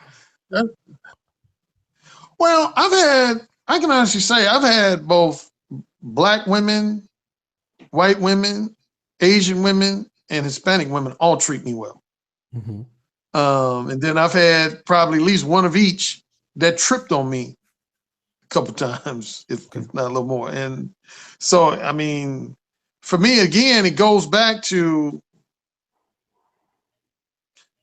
since you mentioned the delineations between alpha and beta, man, if you're a true alpha male, you're going to always dictate how a woman treats you. Right. See, the problem with a lot of betas, man, is that they reach a point where they so thirsty for a woman's romantic and sexual attention and companionship, and particularly if the woman is really good looking, like a 7, 8, 9, or 10, that it's almost like they say to themselves, I'm willing to allow you to disrespect me to some degree because I want your attention and companionship that bad. Mm-hmm. I'm willing to allow you to sass talk me in public because I want your attention and companionship that bad. Mm-hmm. But when you alpha, you don't care if a woman looks like Halle Berry in her heyday at her prime. If she starts exhibiting behavior that's spoiled and disrespectful, you're like, oh no, bitch, that ain't happening. Exactly. This is warning number one. Whereas other motherfuckers around you be like, oh man, come on, Alan, man, that's Halle Berry, man. Come on, man. Shit, you gotta let her get away with, talking shit to you, and you gotta let her get away. And I'm the motherfucker that's like, no. No, No, Halle, that was warning number one. At best, you might get 2 warnings after that. If you don't shape up, you out of my life. You can go to one of these beta male motherfuckers. Let me ask you this then. All that. Go ahead. Let me just ask you this because I think that because you answered it. So let's do it this. You're Alan Roger Currie. Okay, you're like myself, a college graduate. So the women that you date, regardless of race, in attractiveness, I know they're attractive because you ain't gonna fuck them. You ain't fucking fat bitches like I was. Are these women either very educated or financially stable, regardless of race? Well, see, I'm glad you asked that because number one, that's a good question. And I want to say I heard when I was in the car, I heard Steve touch on class. See, this is what doesn't get talked about as much. A lot of men want to talk about race, black versus white. But here's the blunt truth for your listeners, man. If you deal with a skanky, low-class white chick, you're going to have just as much drama in your life as dealing with a skanky, low-class sister. It ain't going to be no different. Mm-hmm. So class plays a big issue. Big issue. Here's a different thing with class is that here's been my experience with a lot of white women. Seeing, how is it? Like when I was in college, I was in a fraternity, okay, which puts you in a social stratosphere where you start interacting with not only a lot of women who are in black sororities, but I found myself interacting with a lot of beautiful, drop dead gorgeous white women in white sororities. And I was their like guilty secret, so to speak. Like I had some white sorority girls who I was fucking the shit out of behind closed doors. But like if say you was on campus with me on O'Shea, you saw me and that white woman pass on campus, you would think we didn't know each other. Because they, more so on their end, they wanted to keep shit on the major down low. And honestly, I'll be honest, sometimes I got irritated by it. Like I would have, little Sue Ann or Mary Lou would say to me, Ellen, baby, I mean, my friends still look at me funny if they see that, I'll be like, but bitch, you were swallowing my cum last night. I was fucking your mouth. I mean, so, you know, I can't be seen talking to you, right? It's hard to explain. No, it wasn't hard to explain because I understood the shit. So where I'm going with this is that there's some white women out here, probably to this day, that when it comes to marrying a brother, most of them, depending on how their background, they only gonna marry a brother that their mother and father approves of. Mm-hmm. Mm-hmm. You understand what I'm saying? I mean, they got to get that stamp of, because most mothers, let's say really liberal minded, most mothers and fathers of blonde, blue-eyed white women ain't just trying to have their daughters marry no brother. He gonna have to have a really good job, be making a decent amount of money, be, you know, carry himself fairly well. And so that's when brothers will be able to hook up with those women for, like I said, a long-term relationship that has the potential to lead to marriage. But then you got another group of those same women that might fuck another brother that they don't think their parents are going to approve of. So he'll be their man on the side, and they'll marry like a nerdy, semi-nerdy white guy to make their parents happy. Mm-hmm. Oh, yeah. Yes. You know, a beta male white guy to make their parents happy, but, you know, they ain't really, that dude, like, man, I've talked to some white dudes, man. Well, this ain't just white dudes, so I don't want to limit it because I've had some brothers tell me this. Man, do you know this is showing you the difference between alpha males and beta males. There's some beta males who are in marriages right now as we speak, or in long-term boyfriend-girlfriends relationships as we speak, that they have to beg. Let me repeat that. They have to beg their wives, fiancés, and girlfriends for sex. Yep. Literally, like beg them. Mm-hmm. See, as an alpha male, I can't even relate to that shit. I've come to relate to it because, you know, I'm a dating coach, so I have to help these guys. But just on a purely personal level, man, I ain't never in my life begged a woman that I was in a relationship for some pussy. Me neither. But I get that complaint all the time. Guys will be like, hey, man, I'm like, I had a guy. No, okay, to show you this, not just white guys.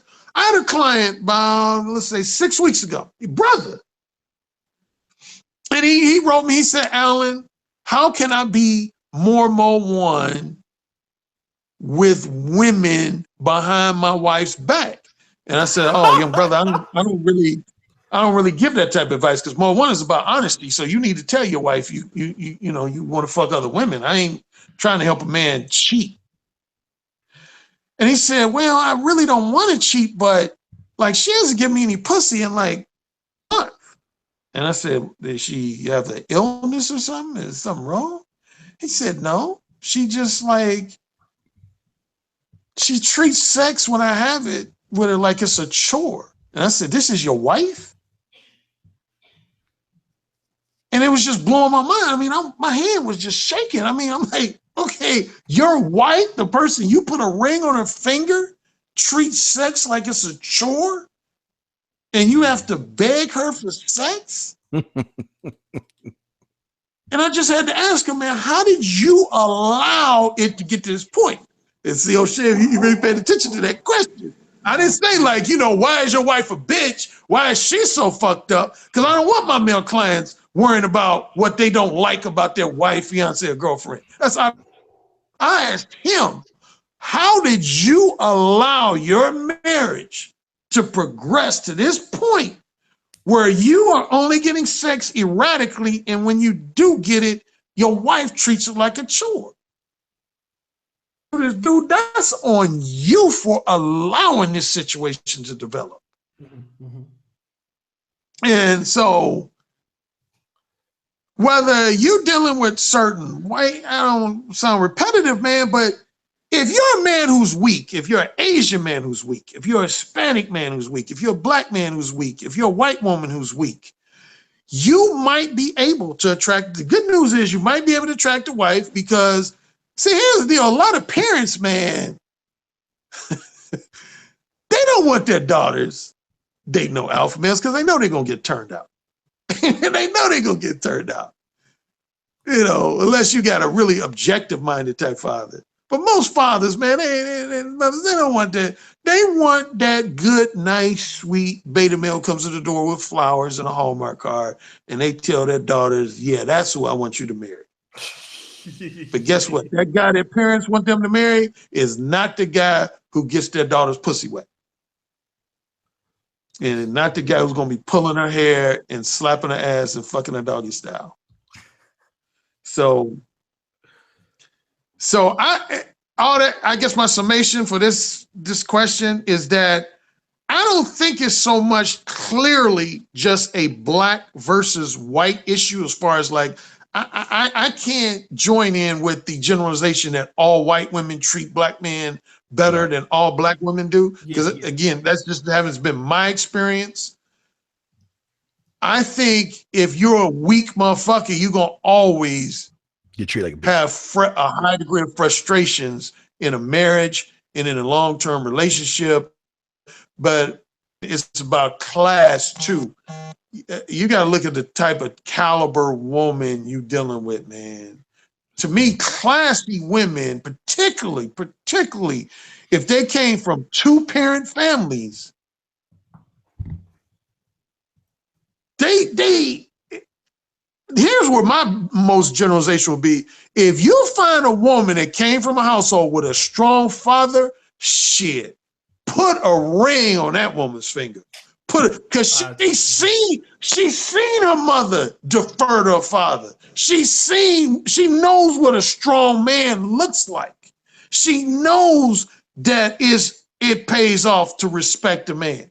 So if any man out there can find a woman that comes from a two-parent family where she's seen a strong man in action, that woman like a hoe. You start planning on how you gonna propose to that woman. But a lot of these women, man, of course there's exceptions. I don't want to never discount exceptions. So with my generalizations.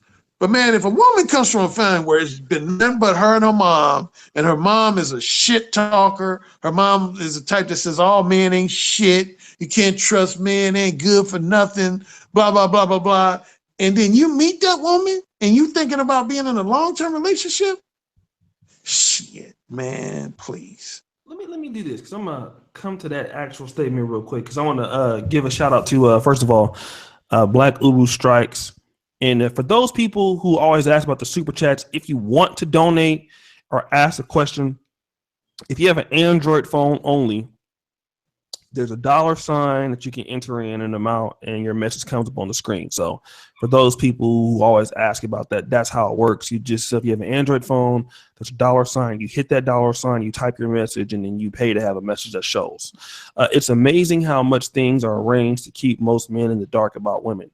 I definitely agree, Black Ooze. So let me talk about this real quick because I think that a lot of black men are marrying non-black women for what you just stated. Those women, for the most part, not all, but they're more likely to have come from a two-parent household. So a lot of white people are married. I'm not saying hell of them because the marriage has declined. But the chances of a black man meeting a white girl whose mom and dad are still together is a lot better chance of finding a black chick whose mom and dad are still together. It's almost impossible to find. Go ahead. Well. Here's the thing, and it goes back to what Alan said. See, it doesn't matter what race she is. Let's we're talking about white women. Let's just say white women, okay? When a white woman meets an alpha, there's something inside of her that will supersede. Okay, back, how it used to be, even with white girls, don't mess with him, stay away from that boy, and don't mess with that guy on the other side of the track, stay away. They hear that all the time. Right. But when they run into a real man, there's something inside of them that will switch that. Even though mom and dad don't approve, fuck mom and dad, I'm gonna do what I want, because women of all races rarely meet men. And when a woman meets a man, regardless of her race, we're talking about white women, when a white woman meets a man, okay, a black man, that's a man, not a male or a cookie cutter, a man, there's the whole ball game changes. because the way he makes her feel supersedes anything that mom and dad can say for her to do. So she will say, fuck my parents, fuck my side of the family. I'm going to be with you because you're a fucking man about your shit. Well, let's kind of talk about this, because this is also what I also hear. Now, this is going to be on the, and we got to kind of admit that this does exist, because if you go to somebody like, Cynthia G's channel, yes, with this whole white supremacy notion. Now, I'm typically not a person to really talk about white supremacy so much. I'll acknowledge it on my channels when it's necessary, especially within politics. I talk a lot about, not as much as I used to, but more on a conservative base. Everybody knows I'm a Republican, just like you are, Steve. But what you will hear is that a lot of black men are looking for white women because they feel that white is right. There are some black men who have that Jack Johnson notion, which is a white woman is just better. The white man's ice is colder. The white woman's ice is colder. I know for a fact, in Africa, when I was there, I never saw couples holding hands in the mall, but I did see black men holding white women's hands in the mall all the time. And this seemed like they were so proud of their white girl or their white husband. Because a lot of black women have come on YouTube, these swirlers, they've come out and been honest about it. Said, listen, man, white men are better than black men. They're just better. It's better for you to use your option with dating a white man. You hear black women saying it all the time. And I guess the questions is, do we hear, or is there a percentage of black men who just flat out feel white is right? I need a white woman. I got to get my OJ Simpson on. I don't want nothing else but a white woman. I mean, I want a blonde. That's the American dream. I got to have her, and that's it. And the reason why I don't like black women, because I feel that black women are just lesser. They're not as good. Do you think that we have black men who feel that way? Yeah. I'll say real quick before throw it to Alan. Yeah, there are, unfortunately, it's sad that they feel that way, because you should never generalize. There are good black women out there. It's just, unfortunately, because of how things are, they're just harder to find than it is to find a white woman that'll treat you better. But to say that all black women are terrible and I need to find a white woman, those are guys that just are lost individuals, in my opinion. Alan? Excuse me if you heard me eating. Shout out to Sean Faulkner for the $2 super chat. Go ahead, Alan. Or Yeah. Again, it goes back to those two categories I told you. I know almost an equal number of both. I know some brothers, man, they don't have anything against sisters. They just couldn't find the right sister to click with, and they ended up finding, because see, here's what happens with a lot of guys, man, particularly a lot of college educated guys, is that depending on where the career field is, they end up getting promoted in their job, their career, and it takes them into this both career-related stratosphere and a social stratosphere where they don't find themselves interfacing with a lot of sisters. Mm-hmm. They find themselves interfacing more with white women. So naturally, you're gonna build chemistry with them, and I think that a lot of white women, man. Now, see, here's where I would generalize white men and how it affects white women's behavior versus black men and black women's behavior. And I've heard a couple of YouTube hosts talk about this. One thing I know from my college days, man, white dudes, man, and I know Steve over here, man, he makes no secret that he's a fattest. Like you have a racist, Steve's a fattest, man. I'm shallow as fuck. I'm shallow as fuck. You know, but man, I, at the risk of generalizing a lot of white dudes, man, white guys, man, they are so hard line with women about their weight.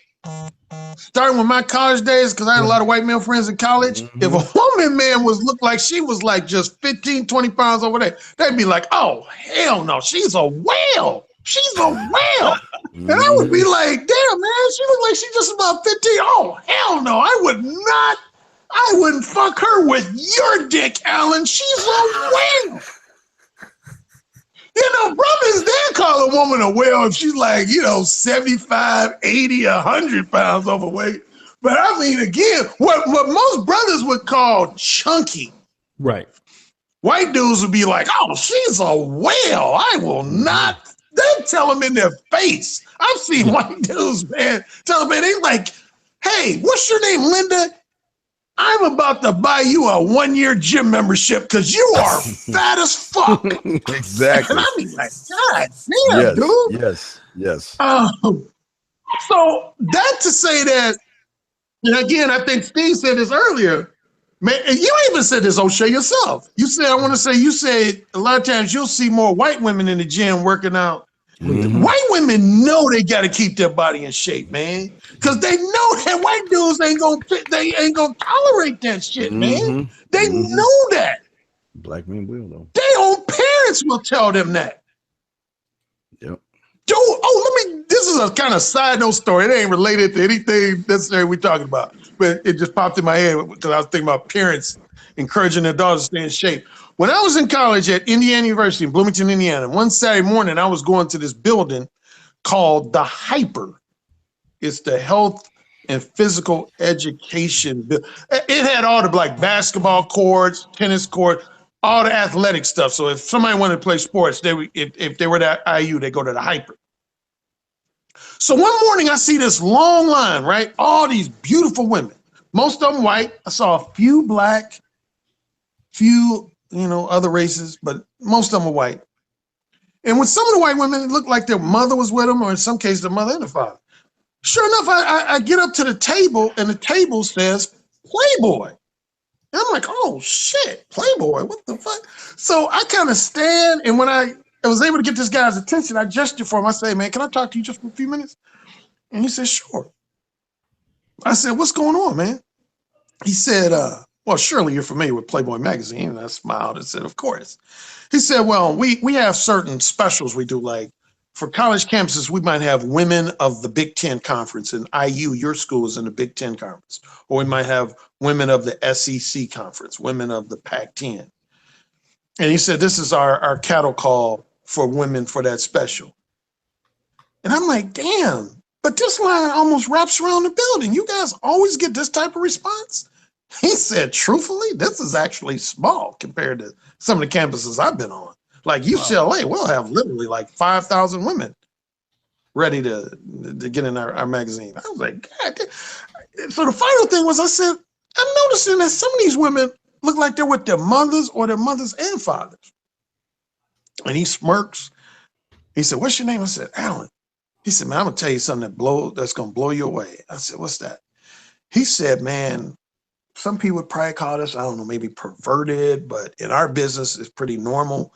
But a lot of these women's mothers, and even sometimes their mothers and their fathers, will say, we've been grooming our daughter since she was like 10, 11 years old to prepare herself to become a Playboy centerfold. We've been making her eat right. We've been making her exercise. We've been making her take care of her hygiene, her grooming. Because he said they felt like a lot. See, the brilliance of Hugh Hefner, man, Dude, I got to tell both of y'all, because I know y'all love to be inspired by other people who, man, they did this. They had this documentary, I want to say it's on Amazon, of Hugh Hefner. So everybody thinks Hugh Hefner was this party dude, and in his later years he was. But in his younger years, man, Hugh Hefner was a workaholic. He worked like Steve always likes to say on some of his shows, sometimes he'll say, man, I only get like 3 hours sleep. That was Hugh Hefner, man. Hugh Hefner didn't sleep, man. He was always working. He was always thinking about how to better market his magazine. But anyway, the first brilliant idea he had was, he said, I was talking about earlier about skanky women versus classy women. He said, I don't want my magazine to have skanky type women. I want my magazine to have the all-American girl next door. The girl that their parents could feel pride in them being in my magazine naked, as opposed to shame and embarrassment. And that's what this guy was saying. He said the reason why you see some of these women with their parents, they're not ashamed to say, my daughter is going to be a Playboy centerfold. They take pride in it. They think it's going to give their daughters a boost in their career, a boost in their popularity, might lead to them modeling or being in movies. So he said parents are accepting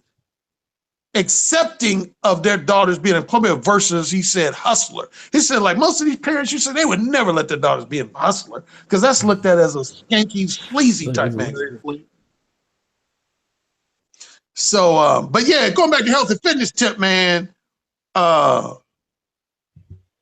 women, man, I'm generalizing because I know there's some sisters who do have a gym membership, taking care of their bodies, but as a group, man, you just got to give it to white women, man. Sisters, man, in today's society, I hate to say it, man, but they've allowed a lot of them. Like I told Steve this story. This was a while back. I was at the movie theater watching Tyler Perry's movie, Why Did I Get Married? And a storyline in that movie was centered around Jill Scott, the singer. And her husband was mad that she had let herself go and let herself gain like 50, 60, 70 pounds. Like she had one scene where she couldn't even fit in the airplane seat because she was so fat. And it was these sisters in the theater near me, man. They was all big as hell. And this is what they said, man. O'Shea, man, and Steve already knows the story, but they said, I don't know why her husband tripping. She looked normal. Why they acting like she fat? She looked normal. She's an acceptable size. Man, dude, O'Shea, man, it didn't even anger me as much as it hurt me, dude. Mm-hmm. It hurt me for them to treat obesity like it was normal. Mm-hmm. But in a lot of these obese sisters' defense, though, I used to work at the beach when I was young, right? Mm-hmm. And this dude wanted to you had to pay at least 50 cents to park. There's one guy, he said he had no money, older brother. He had to be in his late 30s, early 40s at the time. I was about 17. He said, young brother, man, come on, man, let me park for free. I said, no, I can't do it. He said, come on. So he pulls out the 6-pack. He said, man, take this 6-pack. I said, sir, I'm not old enough to drink. I can't take. He said, oh, come on, man. What can I do? What can I do to let you? I forgot all my change, man. I need to park for free. So as we talking, first this sister made me look like she's about 2 or 3 years older than me. Great body, walks by. I'm like, damn, when you look at that, man, that sister fine and sexy as hell. This brother O'Shea frowns up his face. He's like, ugh. Oh, hell no. Hell no. Hey, that woman, she ain't got no meat on her bones for me. She too skinny. A lot of black men be saying no, well, hell no. I was like, what? So we talked some more. About 3 minutes later, this big, fat, obese chick walks by.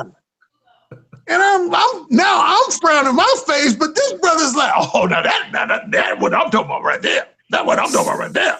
Ah, man, I'll be in that all night. I will be in that all night. That's what I'm talking about right there. So you brothers out there. You got brothers out there that have that type of reaction. These big women, what's their motivation to go hit the elliptical machine or hit the gym? No motivation. Oh, speaking of that, O'Shea, I gotta add this quick joke. I'm gonna take a jab at this cake you got, Steve the Dean Williams, on air. Don't ever talk to Steve and let him use you, man. He will use you on the phone, man. He will use you. You know what he does to me, O'Shea? Work out. Who does he call? He calls his boy. and he'll be acting like he's just doing something normal. He'll be like, "Hey, what's up, Jebediah? What's up?" And I'll be talking to him, and then like 3 minutes in the conversation, I hear him breathing kind of hard. I'm like, "Hey man, why you breathing?" "Oh, that's nothing, man. I just, went to get to the kitchen, get some food, man. But I'm gonna watch." I'm like, "No, you ain't, nigga. You exercising, man. Come on, man. Come on, Jebediah, man. I got 3 more laps to go, man. Just stay on the phone with me, man. Come on, man." I do sound like Steve, man. Yeah, it's me, man. It's me. Sound like him. Oh man, Alan Roger Currie burned it up, man. Oh, dude, let me do this. There's a question, but let me do this, man. Take a little break. We're gonna ask a question again. I gotta say, dude, I have like some of the best friends on YouTube, man. And I really wasn't familiar with Alan Roger Currie and Steve the Dean until about maybe earlier this year. Now it's funny. I did watch Steve the Dean's video before I started YouTubing. And it was like he was getting like a dessert for his wife or something like that, and he was telling dudes like how to buy little things, stuff like that. I was like, who the fuck is this nigga? But I was like, that shit made some sense though. You know what I mean? But let me do this because we got a question here. But keep the Brother Pill podcast going. Thank you, the knowledge consumer. Y'all know all the money y'all giving me going to Alan Roger Currie and Steve the Dean Williams. Any goddamn man, shit. Come on, man. It's definitely going to Alan Roger Currie. So y'all know that. Y'all don't I can't listen. I'm gonna have to start stripping. To keep Alan on. Hey, O'Shea, can I tell you a quick story? Yeah, go ahead. Did I tell you how me and Steve got together? I think you did tell me, but go ahead and tell everybody. First time we ever interacted. Here's a story, and it relates to me talking about. I was talking about how women will test men to see if they're alpha or beta. So I was real big into this video game called Madden. Yeah, me too. At one time, I was considered one of the top 2 to 3 Madden players in Los Angeles County. Damn, really? And oh yeah, dudes used to. My nickname was Air Attack. So guys would like come to me to challenge me. They'd be like, "Man, I heard you Air Attack, man. I heard you like the baddest motherfucker around." I'd be like, "Hey man, let's go at it." And I end up whooping them up. They'd be like, they tell their boys, "Damn, Air Attack is bad." Probably my biggest credibility boost was, the actor Morris Chestnut? Yeah. He had won the Madden Bowl at the Super Bowl. They would have this thing called the Madden Bowl. So I knew one of his boys, and his boys had told Morris about me, and he said, "Yeah, man, Morris want to play you, man." I said, "Really?" So he takes me over Morris Chestnut's crib, and Morris, everybody else he played that day, he was just blowing them out, just whooping them up. A lot of guys was tapping out. But Eric gets on the sticks with him. I was beating him, man. He made his wife and kids go in another room because he was getting testy. And, yeah, I beat him, man. Now, we split. We actually played 2 games. So in fairness to him, he beat me the second game, but it was close. But everybody, all his boys there, they was like, "Damn, who is this nigga, man? He beat Mo-Nut, man. He beat Mo-Nut. Man, Air Attack." Anyway, that's another story for another day. So this guy named Swami, he was real well known in the community. He would give this national tournament every year. And he was interviewing me, and we was talking about Madden, and then towards the end of the conversation, he said, "So Air, what else you up to?" I said, "Oh man, I actually got a book that just came out. It's called Mole 1, and I'm promoting that." Then this other brother who was on the podcast said, "Oh man, I know another brother who's deep into Madden, and he does dating relationships too." I said, "Oh really? What's his name?" He said, "Man, everybody know him as Coach, but his real name is Steve, man. I'll give you his contact info, and you can contact me. Y'all need to link up, man, because y'all got 2 of the same interests, man, Madden and dating relationships." I said, "Oh, I got to hook up with this nigga." So I write Steve. I said, "Yeah, man, some dude told me about you. We need to link." I said, "Yeah, man, send me some details about you, and then we'll talk." So then I went out of town right after I sent that email. So I get back and I see that Steve sent me a couple emails that got nasty. He was like, Oh, motherfucker, you ain't responded to my email, man. So fuck you, you bitch ass nigga. You ain't shit anyway. I ain't even read your book, and you ain't shit. You ain't nothing, man. You ain't shit. Yeah. Dude, I read that. I said, who is this nigga? Who he think he's talking to? True. So I call him up. I said, nigga, have you lost your mind? Do you know who you talking to? You know, man, don't ever write me no email. I'm going off, right? So I'm thinking he can come back with his, piece like, yeah, I said it. All of a sudden, he just starts chuckling. He says, I'm like, what's so funny, man? Why you laughing and shit? He said, now I know I can roll with your ass. I had to test you, man. Because if you was going to let me just talk to you like you was a bitch, I would have said, I ain't going to roll with this nigga because he a bitch. Yeah. But I talked to you like you was a bitch and you came back hard like a man should. So now you earn my respect. Now you can roll with the dean. Let's talk. I said, ain't that a motherfucker? This motherfucker tested me and shit. Ain't that a bitch? Yeah. But yeah, that's what your boy Steve did to me. That dude sound like some shit Steve will do. Yeah. Fucking right. Yeah. Fucking right. Yo, man, Steve is an asshole, dude. I ain't shit. I tell y'all right now, I ain't shit. Oh my God. Hold on a second, man. There's a dude that wanted to ask a question. Once again, before we do that, I just want to appreciate you brothers, right? So if you're in the chat, like the video. 277 likes. I need 23 people to go hit the like button, get us to 300 likes. That means a lot of this video probably might get a lot of views, at least 10,000 views, right? So if you're in the chat, hit the like button for me because we want to get to 300 likes. And before we get to the question, because somebody actually super chatted a question, I want to ask that for them. So keep liking the video, brother. There's 22 more people to like the video. I want to say that 6 months ago, we didn't have like Steve the Dean and we didn't have Alan Roger Currie. We definitely didn't have Alan Roger Currie writing or producing for us. But you brothers have made it such a liability for us to have great people like this. That you guys support the videos. You help me get money. Alan Roger Currie's on YouTube now. His Patreon's doing good. It's a few extra, $100 a month for him and writing. Although he's already rich, he didn't really need the shit. But, he don't need the shit. But I just want to say a good job that you guys have done because a lot of people thought that this whole black manosphere thing really wasn't viable. But you guys are making it very very good for us to be here and produce this kind of content. You guys deserve it. So no, the show's still gonna go on. So I want to just say a big thank you from the bottom of my heart. I'm pretty sure Alan feels the same way. Steve feels the same way. You guys are some of the best fans, are the best fans on YouTube, and it's growing. So I just want to really tell you guys, thank you for all that you do. You allow me to do this. Alan is getting more sales over here, more known.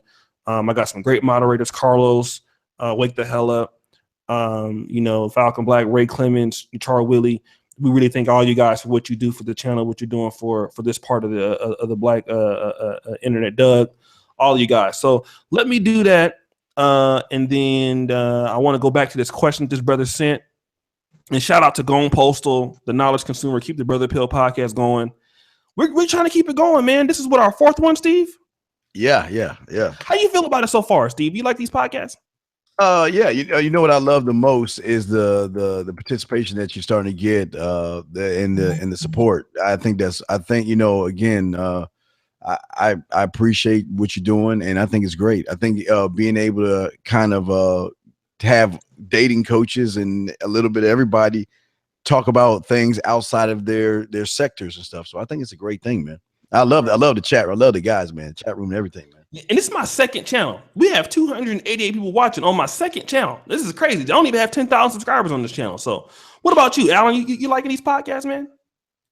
Man, I always sing your praises, man. You, I think, are one of the premier African-American hosts on YouTube because, as Steve just alluded to, you, number one, your diversity of topics is just so impressive. Yeah. You just talk about a wide range of different subject matter and issues. I told you in a previous podcast, like sometimes I find out news stories from you before I was on the mainstream news. Like the brother who got killed in, what was it? It was in Greece. No. Yeah, it was in Greece. It was Greece.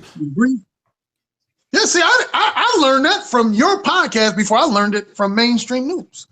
And your chat room is always lit. Like me and Steve were talking about you earlier. Matter of fact, Steve was like, man, O'Shea could just spontaneously and he'll have like 250, 300 people tuning in, like without warning. Like, I know you know, my first live stream, I tried to imitate you, O'Shea. You know how many live viewers I had? 0. I didn't have nobody. But I ain't even have an old lady. Views though, man. So yeah, I know. He trying to be modest. Yeah, man. Yeah, more views than me one time. I almost reported his channel. Nigga came in here. I know. I almost reported But your channel. man, but you be cleaning up, dude. Yeah. These people support you, and then they drop that money. Like I was in your chat, somebody just dropped 100 like it was nothing. He was like, just like, thank you, yeah, I appreciate that. Yeah, like it's yeah. Oh, y'all missed the one where the King dude came in here 2 days ago and dropped $500 in the super chat. Nigga, I started shouting in that bathroom. Nigga, I caught the Holy Ghost. But for the upteeth time, man, here are the 2 things when you had a fan for life. When you did these 2 things, I've told you this already a half a dozen times. First is when you do calypso organ. I get fired up every time I would watch your podcast. You get into that zone. You say calypso, organ. Shit, I gotta keep listening now. Then the second thing is when you had those podcasts where you be talking real intelligent and articulate. You be like, yes, you know, brothers need to do this and the sisters need to do this. Then somebody acted up in the chat room. Oh, son of those chase niggas sack. I'd be like, hold up. You got a yellow sweatshirt on and a jerry curl. You talking shit to me, nigga? Look in the mirror. Look at your profile photo, nigga. Yes. You gotta hit it with the stop the show though. They like to stop the show. Stop the show. Stop the show. Like that. Got you pimping in here. Yup, yes, sir. I got the aerodynamic flat top boy. Woo! Oh, flat top. Oh, that's my fight. Yo, no dude. Hey, you got, hey man, you got a little texturizer. Man, I see you been putting your chemicals in your hair, boy. You got that stumps in there, man. You look like Kenny Skywalker, right, brother? You got Kenny Skywalker. Yeah. Whoa, I'm gonna take because the little ends right here, man, a little bit kind of texturized that player. Yes, sir. Oh, Shay, I got 2 quick favors for you. Yes, sir. I need to excuse myself for at least 5 minutes, a little bit more. Make sure you so spray you in the guys bathroom, carry the conversation without me. And then secondly, let your listeners know if they send me an email, I'm willing to give away 3 copies of my updated Mo 1 ebook. Okay. And 3 audiobooks today. Okay. So that's what we're gonna do. But I'm gonna excuse myself for the next roughly 5 minutes. 5 minutes, okay, cool. Huh? So we'll be right here. We still gonna rock as long as we can. So you guys, and I'm gonna wait till Alan comes back. In fact, let me do this right now, Steve. There's a brother that wanted to ask a question. Yes. And shout out to Dynast, because Dynast, me and Dynast was gonna touch on this and Alan earlier, but I think Dynast was at the strip club or something, eating chicken. We live in Atlanta. Yeah, eating chicken. So here's the thing. Question for O'Shea, Steve, and Alan, now Dynast. Can a man speak and deal with a woman in a calm, laid-back demeanor and still get the woman to respect him, even though the man doesn't get aggressive with her? So can you deal with women in the this nigga Dynast stupid for O'Shea's hairline fund? I'm gonna cut you out, nigga. Wait till you go live and see what I do in your super chat. I'm gonna act a goddamn. As long as you donate the money, that's fine. I'm gonna get my girl credit card out. Don't worry about nothing. So what do you think, Steve? He says this. Let me read it again. He says, and thank you again, Dynast. Can a man deal with the woman in a calm, laid-back demeanor and still get the woman to respect him? Yes, even though he doesn't get aggressive with her. So basically, I guess because a lot of times dudes think you have to be like very loud or very emotional to get a woman to respect you. Can you do it without without being like very stern, stoic? Oh, absolutely. But the key word you said, man, and that's the problem. If you're a man about your shit, the way I'm talking right now is the same way I fire a motherfucking bitch if she got out of line. I'm done. Goodbye. I'm done with you. There's no need for me to raise my voice because you can speak with thunder, but it's your behaviors, who you are, that comes out. If you're yelling, if she's yelling and you playing her game. You on her emotional game. To the guy that asked that question, what I would say for you again is learning self. Know who you are. Know that. I always play on my show, O'Shea, a clip where the king says to somebody, "You do nothing. You are nothing." So that begs the question, what is a nothing doing in my court? And my whole thing is, as a king and as a man, until I deem her something, she is a nothing. So why am I going to let a nothing make me raise my voice? Now, if I'm nutting, I'll be like, I'm like, what I mean? I'm going to raise my voice if I'm nutting. But if letting the bitch go fire, if I'm a fire, no, this is exactly how I fire. Just like I hired, I'm a hire the same way. I'm a fire. Because remember, I don't do drama. And if I have to raise my voice any octaves to have to, we have a shout match, you gone, man. So no, you can be laid back and chill, but she's just got to know at the end of the day, big dog, that she's on borrowed time. She needs to walk on eggshells because at any moment she can be replaced. When you're doing that, you don't have to yell at all, man. Okay. And shout out to Charles Faulkner. I know he wanted to know if Alan Roger Currie still plays Madden. So I haven't forgot that question. So Steve, did y'all ever play? I was on Madden Nation. Yeah, I don't think me and Alan play. Did me and Alan play? Yeah, I was on Madden Nation 3. I was a toilet bowl champion. Yeah, y'all gotta look that shit up. Yeah, I play. Yeah, I'm an avid man. Remember, O'Shea, I don't drink or smoke, so my drugs and my mistress is my Madden, my video game. So I feel you. Yeah, I'm an Xbox One. Y'all bitches want to fuck with me in Madden? Step the fuck up. I'm gonna bust your ass. Fuck that. I'm sorry. I've got to call them. All right, so let's ask Dynast. Do you play Madden? I don't, man. I haven't played video games in years. You play real football, so you ain't have to worry about that shit. Yeah, I haven't owned a system in years. But when I did own a system, I used to play. I like the role playing game. I used to play a game called Dynasty Warriors. It was like a kind of like a role playing game, like a Chinese back in time, just hack up folks, and then I used to fuck with the Halo, and oh, you one of them niggas? Yeah, I like that shit. But I haven't played Madden in years. To be honest with you, I was never good. But that Tecmo Super Bowl for Nintendo, I will fuck up anybody in that. All you do is get Bo Jackson on that touchdown every time. With Madden, it's just these video game systems. Just too many damn buttons. I just like the old school Nintendo. You had 2 buttons, A and B. That's all I need. You got like 8. You got 10 buttons, man. That's too much shit. Just give me A and B. Yeah, and you got to keep spinning and shit like that, and all kind of crazy shit. Yeah. Okay, so basically, okay, so we got that. So let me ask you this, Dynast. This brother says, can you deal with a woman on, without being necessarily loud? Can you deal with a woman being, very calm and like respect you? What's the song? Who sung the song? I saw you and him walking in the rain. So at the end of the at the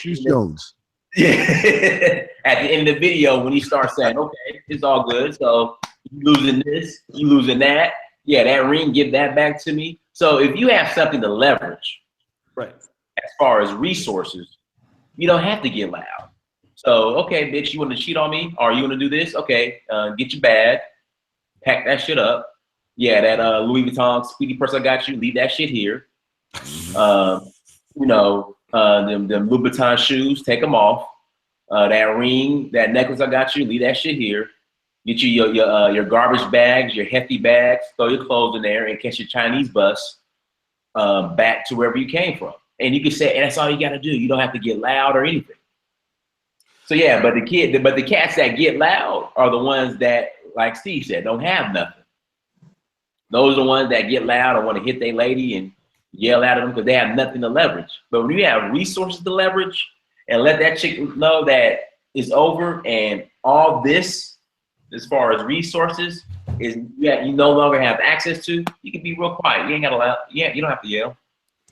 I actually gonna agree with the majority of that. And let me shout out to Freelance Ronin, another great man. We've had over 20 people donating the super chat today, man. I've been missing the live shows due to work, but here's a little something jump in the bucket, bro. Much respect to the panel. Thank you, Freelance. That is going to my hairline fund, courtesy of Dynast Amir African hair care products, juice and berry special. Yes. This is what I will say. Who was this bodybuilder that got caught saying some racist things about black dudes? He was on last month. I haven't seen the video in its entirety, but I know exactly what you're talking about. And what was such though, there were a lot of black men in the bodybuilding community, like defending him, which was crazy. And you get a lot of that. But I forgot his name. Rich Piana. Yeah. So okay. Let me use him for example. Rich Piana is a dude that is very successful, a lot of money, and what happened? His wife took a picture with a black dude and then added him on Facebook, and so he said all these things. He was all hella pissed, called her a bunch of bitches, a bunch of hoes. And in this case, he did have a lot of money at the time. So usually, you don't have much to offer with guys like that. But in this case, he was a dude that did have money. What I've understood and learned is the more that you have to yell at a woman, or the more that you have to make a threat, and don't get me wrong, it's gonna happen there. Everybody, me, I've gotten into it before and argued like that. That lets a woman know that like you really care, that you really wanted to work out with her. You don't really have any other viable options. And it pretty much lets you know, like, well, I know how to push his buttons if I really want to get this kind of reaction out of him next time. That's what I get out of that. The dudes who are the most stoic and don't show a lot of emotion, those are the kind of dudes, man, that have women doing whatever, because women can't get through to them. They can't bother them. And I used to cuss bitches out, man, leave messages all on there. Fuck you then, bitch. Bet you a hoe, bitch. I call back again an hour later. Ha ha ha! Yeah, bitch. That's why I fucked you. Boop! And then, after a while, they get desensitized to that shit. And all you're gonna end up doing anyway is you calling back, begging for her to answer the phone, all this shit. It shows that you're emotionally unstable. Well, yeah, but it also shows one thing else, that these guys can't fuck. I always say this is something a lot of guys understand. I stress to them in the chat room. Here it is. It's very rare that a man has that power to take his dick off the table. And I know a lot of guys have never even thought about that. But when you know what you're doing, you can take your dick off the table to punish her. But see, a lot of guys never had that and didn't know they had that power to do that, to keep her ass in line. Like I say, you don't have to yell or anything or argue. No sex. No pussy eating, none of that. And they will go out their fucking mind and act right when, again, you a man about your shit, you know how to fuck. You don't have those issues. Never have problems, man. Co-sign with that. Never. Yeah. So that's what I found. I found that it never really works. So I would think that the stoic dudes, those dudes that don't show a lot of emotion, those dudes actually do a lot better with chicks, because I had to learn it the hard way, man. Because I'm y'all see me in my chats, dude. Like on my YouTubes, I'm a person that's kind of like I can be confrontational. I had to learn not to be that way with women. I'm the total opposite, because you don't get far with that, man. Once women know your actions speak a lot farther than your words do. Shit, I just be blocking bitches and shit now or whatever. Leave for 2 weeks, don't come back. Shit like that. But let's get the conversation started again, man. It's hot as hell. I'm too dark to be doing with this shit. But let me ask Dynast, because he wasn't, he was gone at the strip club for two and a half hours. At the end of the day, I'm sure like he was supposed to be. But Dynast, you are which is a little bit different from Alan Roger Currie and different from Steve.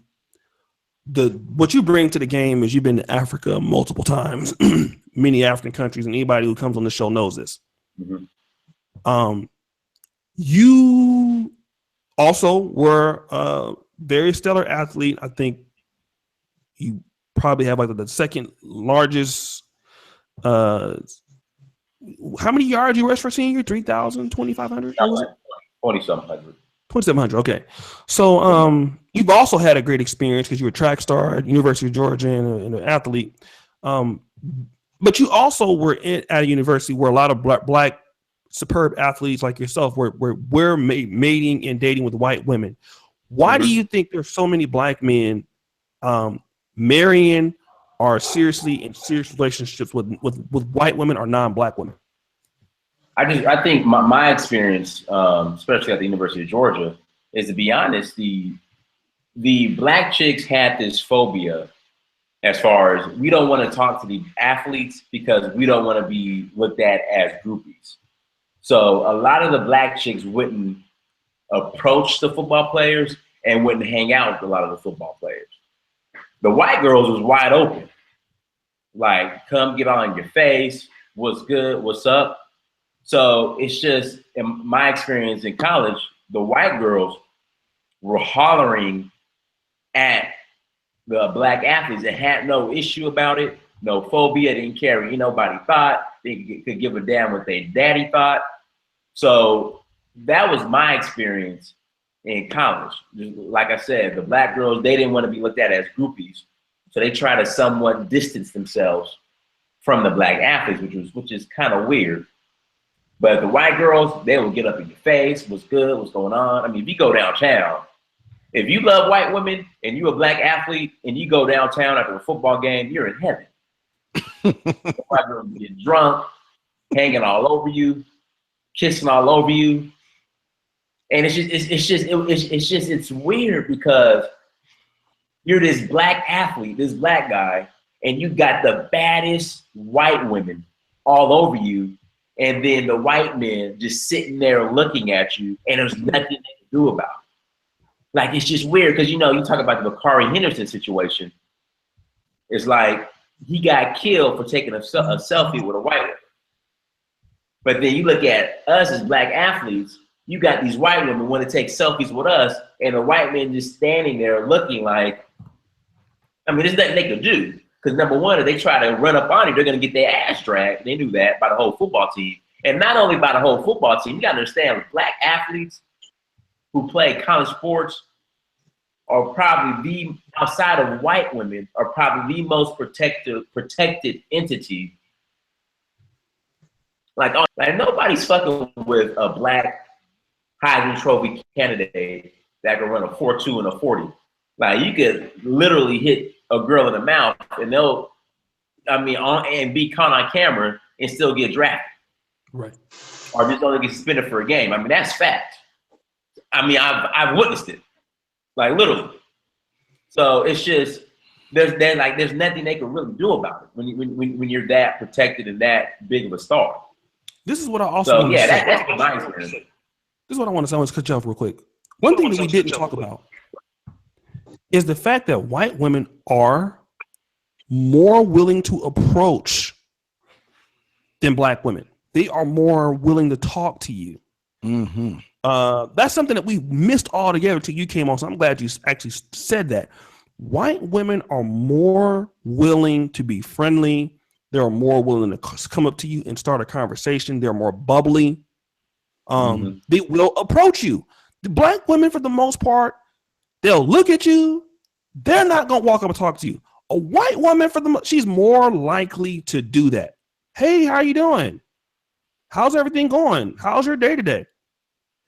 I mean, even go to work. When I worked at Verizon, most black women ain't going to come up and talk to you. Them white women will come up and talk to you. How you doing today? How's your day going? Mm-hmm. Yeah, you got a point, okay. No, you said it. Shit, I'm just keeping it real. That's true. It was like that. Like like I said, the black girls really want to get in your face because they were scared of being labeled as a groupie. But the white girls, they was all in your face. And shout out to the Real United Kingdom with the £5 donation. Go ahead, Alan. Oh, I was just going, cosign, with both of you all. That's been my experience too, man. Is that particularly if they're attracted to you, man. White women don't play them games where I'm gonna stand here and wait till he approaches me first. No, they won't come up to you sometimes in groups. And I know my frat experienced that as being an athlete on campus because I had buddies when I was that were athletes. And yeah, man, you not only will get one of them, man, sometimes you get three at a time, man. Yeah. Because I know when I would go to like my frat, our frat would give these joint parties with white frats. Man, them white women, man, shoot, man, in terms of approaching, taking the first move to approach you versus waiting for you, it was like night and day versus black women, man. You know, it was white. I mean, a lot of sisters at the risk of generalizing, they would have that attitude as my frat alluded to. They had this attitude like, oh, I ain't gonna be jocking you. Right. I ain't gonna be playing up to you. You know, you gotta come to me but see, what's the name? A fictional character, Demi Moore. I don't know how many of you all saw this movie Disclosure with Demi Moore and Michael Douglas. I remember that. I was when it came out. Yeah, there's a point in that movie. It was one of the first movies about sex that dealt with sexual harassment after that whole Clarence Thomas, Anita Hill deal. And but Demi Moore's character at the end of the movie, she talks about that. She says, I can't remember the exact dialogue, but it was to the fact that she said the days of women waiting on the sidelines to be chosen is over. She was like, the way I feel, if I see a dude that I want to fuck, I'm going to go tell him. Yeah, she sure did I say want that. him to fuck me. Yeah, yeah. You know, and that's how a lot of women feel, and particularly a lot of white women. Yeah, and that's very true. And also when it comes to dates, they are less likely to require you. I mean, on average, I went to Sacramento State University, and I had my little white study buddies and stuff like that, you know, here and there. They would be less likely to want to go to, like, if I had like a black chick on average, she wouldn't want to go to Denny's. She wouldn't want to go to, and these are white women from, like, you know, all walks of life. But a black woman, don't ask about Denny's. I don't eat that. I don't eat that. Applebee's, I don't eat that. Bitch, I only got 20 bucks. What the fuck you mean you don't eat that? White women do. They never say that. That's no problem. We can go to Leatherby's. We can go to Starbucks. We can. That's okay for them. Leatherby's, the ice cream spot. You already know, man. And that's so funny. That chick with her name was like Katie Leatherby. She had some of the biggest titties I've ever seen in my life. You know what I'm talking about? I think Leatherby's closed down. Really? The last time I was there, they were still there. Well, you know, Katie Leatherby went to Christian Brothers. Well, she's my age. She has some big bouncy titties. Let me just see if I can find her on Facebook and search her real quick. Yeah, I think Leatherby's closed down, bro. You talking about Leatherby's right in like kind of like Land Park? Not Land Park, but when you're coming down Fruit Ridge, I mean, is it Franklin Boulevard? You keep going straight, cross over Sutterville, and keep going, but right before you get to Broadway. No. This was the one that was on. Arden. There's a Leatherby's on Arden. Oh, okay. Yeah. Now there's a new one in Elk Grove too. Go ahead. I got some good news for you, man. What's that? Now I know whenever you do your self-deprecating humor, man, you always highlight the fact you say I'm dark skinned. With some white women, you got an advantage over me, Steve, and Dynast, man. Because I know they believe in that phrase: the darker the juice, the better the berry, or whatever. Sweeter. There's some white women, they won't fuck with like light brown type brothers, man. They want like brothers who are dark. Oh, they want to piss their daddy off. That's why they want to get the blackest motherfucker they can find. That's what they want. When I was in college, bro, there was a couple cats on a football team with me. Make O'Shea look light skinned. White girls absolutely were in love with him. I'm not gonna say the name, but I'm talking about the ugliest, blackest dudes you will ever see. White women loved them. They had the baddest white women. So you're right. Yeah, man. I've witnessed it too, man. I'm telling you, man. Like, there's been at least once or twice in my life where I've hit on white woman, and in a nice way, she was like, "Alan, you're cool, but you know, you're not really my type. I like guys." And she would, in this roundabout way, basically say, if I'm gonna date a brother, I want him to be jet black. I want him to look like he's from the Congo. That's what they would turn them on and shit. Yeah, man, because they want to piss their daddy off real quick, man. Get a nigga that's real like Black. Oh my God, they're gonna piss daddy off, nigga. Oh yeah, shout out Black and Tan Sunday. I love the Black and Tan. That's dude from 916 Sacramento, man. Super Kogu J 916 Black and Tan. Yeah, leather beads is expensive too, man. That shit wasn't cheap. But that's true. White women do. There seem to be a little bit more with the program, bro. Like, you know, they're gonna be, you know, they will talk to you. Like I saw, was even in Poland, and Polish women for the most part are like not. They're very shy. But I was walking, man. A woman approached me because I stopped and looked at my phone. She said, "Are you lost? I can help you find where you're trying to go." I wasn't thinking that nothing. I think the bitch wanted, you know, was trying to get some of this dick. But that's really what it was about. Well, she's pretty picking me up. But they, you know, white women, man, they are more willing to be with your program. That's why I think a lot of dudes, because this is, to be honest, all things equal, a lot of Black women are not so attractive. Now, I'm not saying a lot of white women are either, but for what you got to deal with, you know, for the average chick, the default Black chick is, you know, overweight and she got a kid. And this is the same motherfucker that's telling you with 13 tattoos on, thug life. She gonna tell you that she don't want to go to dinner. This is what they tell you, man. You have to prove to me you are worthy to meet my kids. Stop the show. Have any of these bitches ever told you that shit before? These Black bitches, I mean, these chicks will tell you that. You have to be, you know, they'll say, these chicks, they will say, you need to prove to me you are worthy to meet my kids. And by the way, I ain't going to Denny's. I ain't going to Chipotle with you. You need to do this and that for me. Let's talk about that, man. Let's talk about we'll start with Steve. Steve, a lot of brothers, is this fact or fiction, don't want to deal with a lot of Black chicks because they don't want to play stepdaddy. Oh yeah, they love the kids, but they ain't the paw type bullshit. They see. Well, you know what, O'Shea? They kind of, well, again, are we talking men or males? Because males will, you know, lie to these motherfuckers and bring candy to these kids and act like they care and shit to get some side pussy. Mm-hmm. But the real motherfuckers, nah, man. Let me tell you something. I tell you, man, don't mess with no woman that got a handful of kids. She got like 4 kids from 6 different dads and shit type bullshit. Stay away from that shit. O'Shea, the problem is that they think that that's all they can get.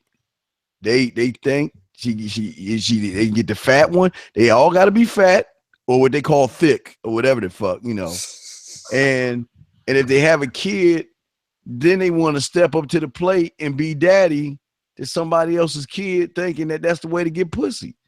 And it's a travesty, man. That's all I can say. It's just a travesty. Let me go to Alan, and we're going to go to Dynast. Dynast, is there so Alan, do you think that let's speak on the behalf of, like, you know, because most of us, I mean, I don't know about Steve, we have all went to some sort of college, right? Dudes that are like, you know, maybe in the same kind of, you know, entrepreneurial avenues as us, a little bit younger. I hear a lot of dudes who are in our same league, like my best friend's a dentist. He wasn't fucking with no bitches that had kids. He's not gonna do that. And he said a lot of chicks that he were meeting, especially Black chicks that were around his age, they all had at least 1 or 2 kids. Mm-hmm. And he would say what disturbed him about this was a lot of these Black chicks, they would pop out kids for nobody dudes. Like, it was just for dudes that were worthless. But he said that in his dealing with white women, although they would fuck Black men, they're not so quick to pop out kids like that for just any nigga. Is that true, Dynast? Do you think is that a factor? Yeah, you do see a lot of beautiful sisters with some dusty baby daddies. Like, I just think what happens is they just kind of make a mistake, I guess. I mean, it's like for some reason, the first kid is always a mistake. You know, they choose the wrong dude. You know, because like I said, women from probably the age of, we'll say 14 to about 27, 25, they date men for social status. So usually the dude that gets them locked up was the cool dude at the club, but was dusty as hell, lived with his mom, but he was cool as hell at the club, and they get knocked up by him. And then from 28 to, you know, shit, the day they die, they're looking for men with resources. But the thing is, when you get knocked up at the age of 25 by a dusty dude, usually the man with resources don't want that baggage. Because not only do you have to deal with the mother, the child, sometimes you got to deal with the dusty dude. Anything having to do with like child support cases, you got to show up to child support court as well with you know, your stepson or stepdaughter and the woman. I mean, so you got to deal with all that baggage. And a lot of men with resources like, fuck that, I'm not dealing with that. I got resources, so I go get the cream of the crop. So I think that's the reason why a lot of dudes, especially once they get settled, are like, I'm not dealing with women with kids. Okay, what about you, Alan? What do you have to think about that? Well, we were talking earlier about class and how it contributes to a high degree with dating relationships choices. What I find is that I've known a few middle-class brothers that have hooked up with some sisters that have one, no more than 2 kids from a previous marriage. Right. And they didn't hold it against them. But when that same woman has 1, 2, or more kids out of wedlock, at the risk of generalizing, a lot of middle-class brothers is kind of pretentious and, you know, snobbish or whatever you want to call it. Most brothers, like Dynast just said, man, they ain't feeling that wedlock stuff, man. They just, because they don't have to accept that. They feel like they don't have to accept that. They got other choices, and they don't have to accept it. And it amazes me. See, like, you think, when I think of sisters in my mother's generation, my mother, you know, we used to have some deep talks, particularly as she got older. And see, sisters in my mother's generation, man, dude, they was fearful of getting thrown out the house and being disowned by their parents if they had a kid out of wedlock. That was like unheard of for most families, especially middle-class Black families. But now, like, I know my father was in a nursing home and me and my mother were there to visit, and these nursing assistants or whatever they call them in the nursing home, they start flirting with me real openly. They was like, shoot, they was talking to my mother. They said, Ms. Currie, I will have your son's baby right now. I want to be your son's baby mama, talking about me. And my mother, oh man, it was funny. My mother gave them a look because she was old school. And she basically told them, and she was like, I don't play that baby mama shit. She was like, none of y'all bitches gonna be having my son's baby, talking about some baby mama shit. She was like, I ain't into that shit. And they was like, dang, your mother hardcore. But she was breaking it down. But yeah, in today's age, man, a lot of these sisters, man, they think it's cool to just be producing all these babies, man, from like a one-night stand, a weekend fling, you know, and as Don Calypso likes to say, from Ray Ray and Pookie down the corner. I mean, it's just like, women hate when I use this analogy with cars, man, but a lot of times I compare women. And here's the reality, man. Most men who think highly of themselves are, period, or as close to a brand new car as possible. They don't want a car that's been in a bunch of accidents. They don't want a car that's had a bunch of mileage on it, has other flaws and weaknesses. And I'm just gonna keep it real, man. Once a woman has 3 kids out of wedlock, that's like you shopping for a car that's been in like 3 accidents. No, hell no. Shopping for a car that's total. Total. That said, I was taking a step further. That's like for a car that's total. Automobile. So, I mean, and see, here's the thing, and then I'm gonna shut up, but I think it was Dynast that just talked about the age factor too, man. I talk about this in my book, The Beta Male Revolution.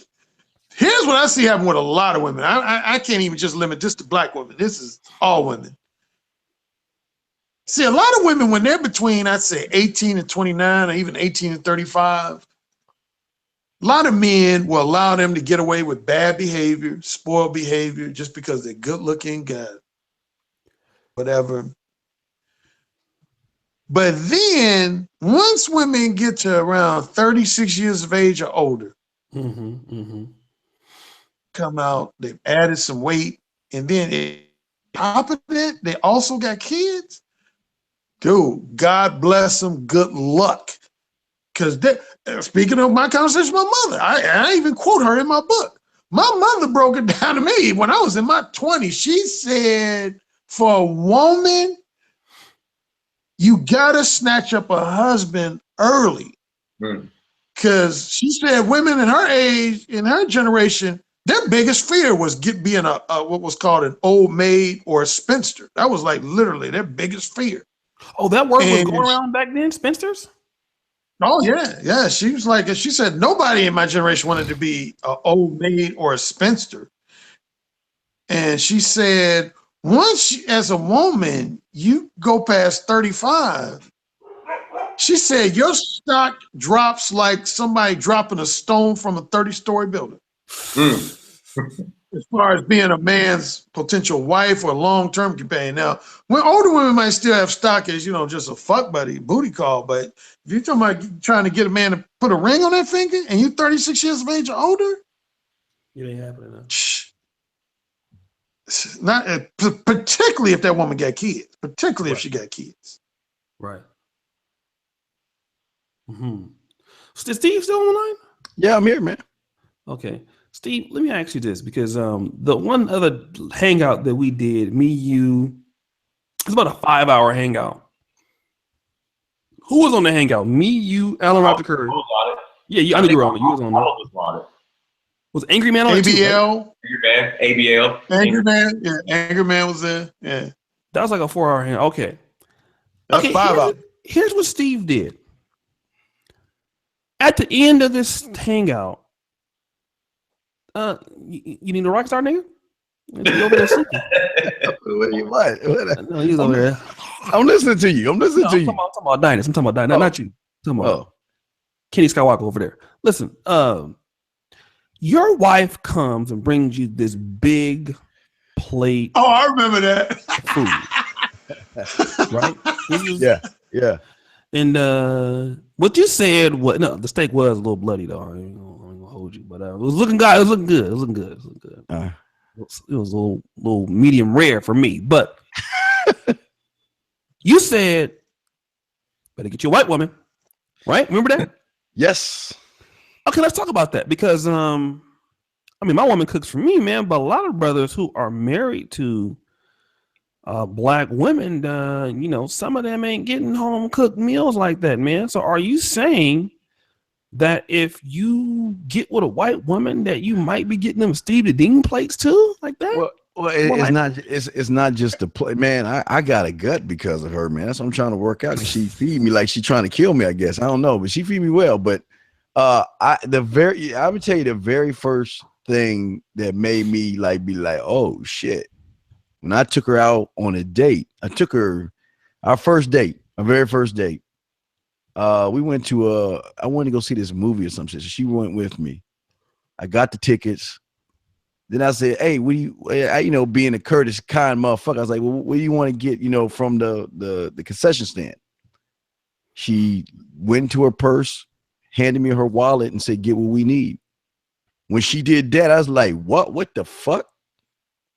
So I didn't do that, but that's a trust. Again, it's not just the cooking that I get from her. I've learned a lot of things from her. I learned about unbirthday gifts, meaning, and I know Alan Alan would tell you this shit. I don't like Christmas time. I get okay, let me tell you about unbirthday gift. Okay, unbirthday gift is if it's somebody's birthday, they don't want anyone else to feel left out, so they'll give them like $20 in a card or something like that. I learned about that. Also learned that like Christmas time, you know, I don't like Alan tell you, I tell Alan all the time, I don't like that motherfucker. But my wife is like, you know what? It's Christmas time. Why don't you send them a gift? You know, just to show them the spirit. You know, that's just how she is. You know, when my friends come over, she treats them like family. No arguments. I mean, we've been together for 18 years and don't even fight. You know what I mean? No arguments. Never had an argument or anything like that. So it's not just the cooking. It's just waking up with a smile. You know, if I told her right now to fix me something, she'll get up and do it. But even I don't have to ask. She'll cook when she gets home from work. She go right into the kitchen and cook.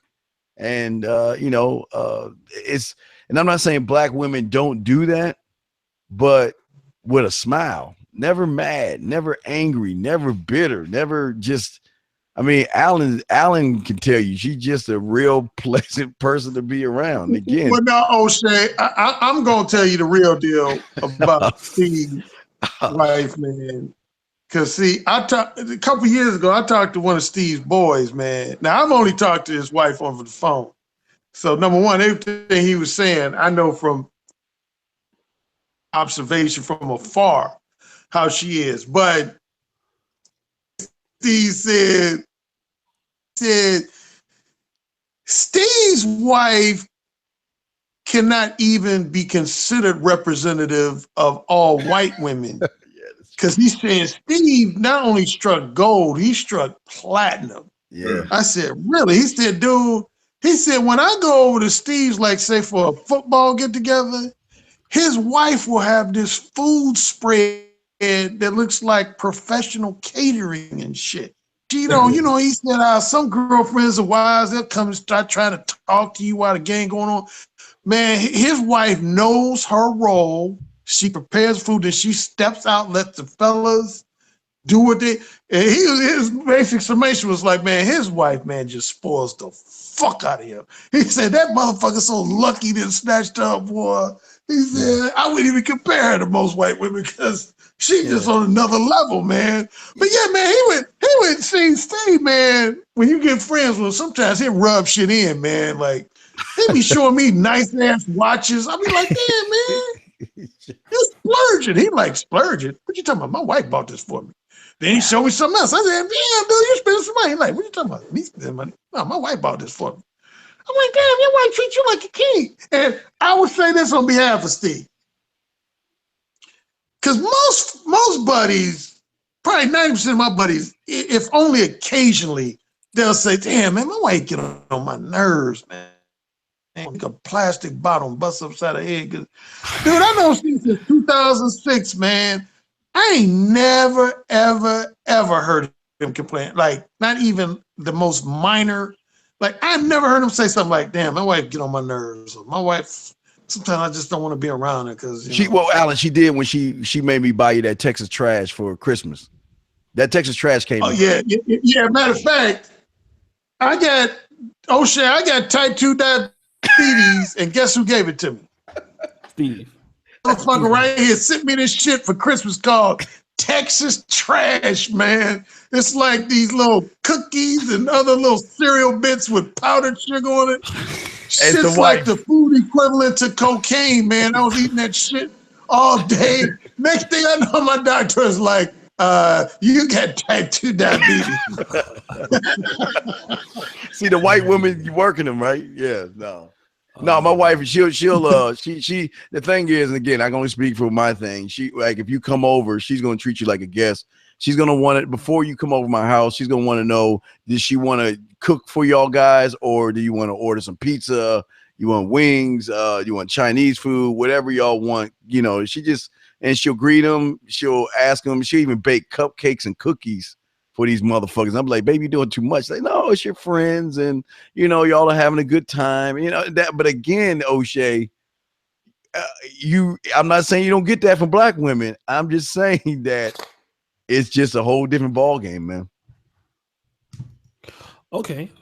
Let me do this, man, because I know it's on damn near what It's 4:32 a.m. here. Look, I gotta get the fuck out of here. Hey, wait. O'Shea, you want to do Got some something porn to crazy? watch. Hey, O'Shea, you want to do something crazy? You want me to call my wife and you want to hear her talk? You want to hear this? Watch this. You want to do this? You want to do something crazy? Watch it. Watch. Hold on, I'm gonna call her right now. Hold on a second. Call right there. I'm call her right now. He's shady, ain't he? Watch, I'm calling right now. And watch this. Watch this. I'm calling right now. Call her right now. On her phone. Watch this. Hello. Hey, baby, how you doing? Good. Hey, well, I'm on a live chat. We were talking about black women and white women. I know you hate talking about situations like that, but what is it that I'm gonna ask this question. Why am I with you right now? What is it about you that's so damn special?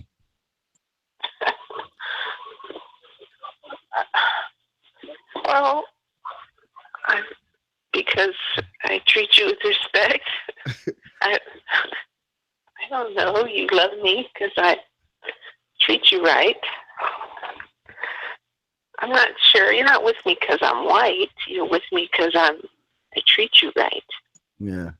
So I don't know, guys. You have any questions to ask real quick? I mean, we doing something with the script. What's up, Al? Hey, Alan said hello, Laura. Alan said hi. Can you send me some Texas garbage?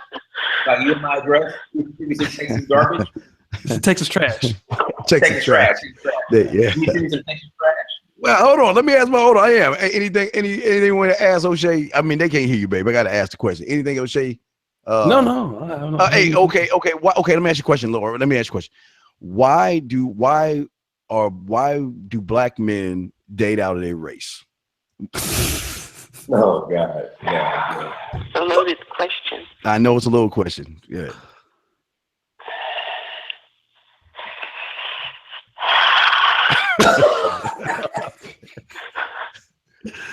I have an opinion about Steve, that. why you but putting I your don't- wife on the spot like that? I'm not trying to put her on the spot. I don't know. Jumped. I don't know. No, well, let me see. Let me ask you one more.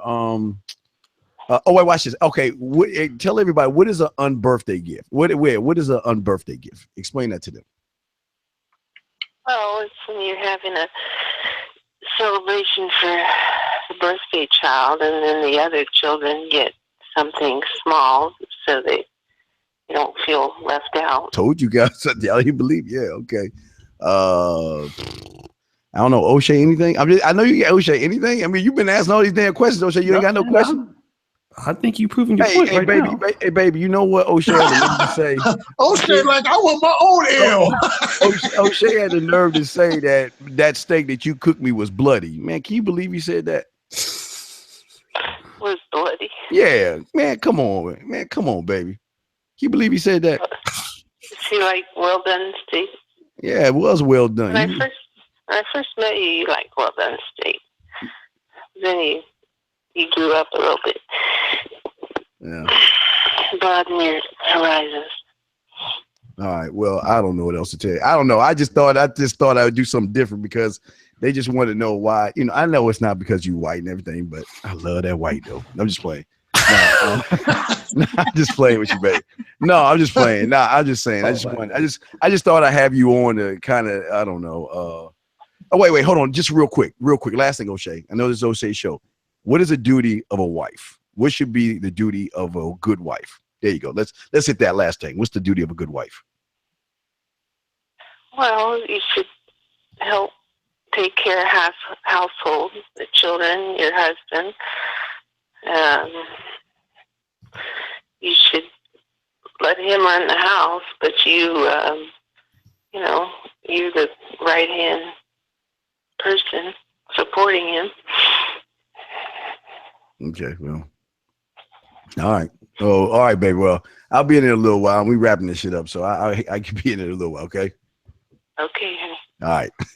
There you go, O'Shea. I just thought, hey, that last question pretty much seals the deal as to why so many black women are in trouble. Man, how many black women you gonna hear say that? You know, you should let him run the house. You ain't gonna hear that. But let me do this before we go. Right, Alan Roger Currie. You want to get some emails, right?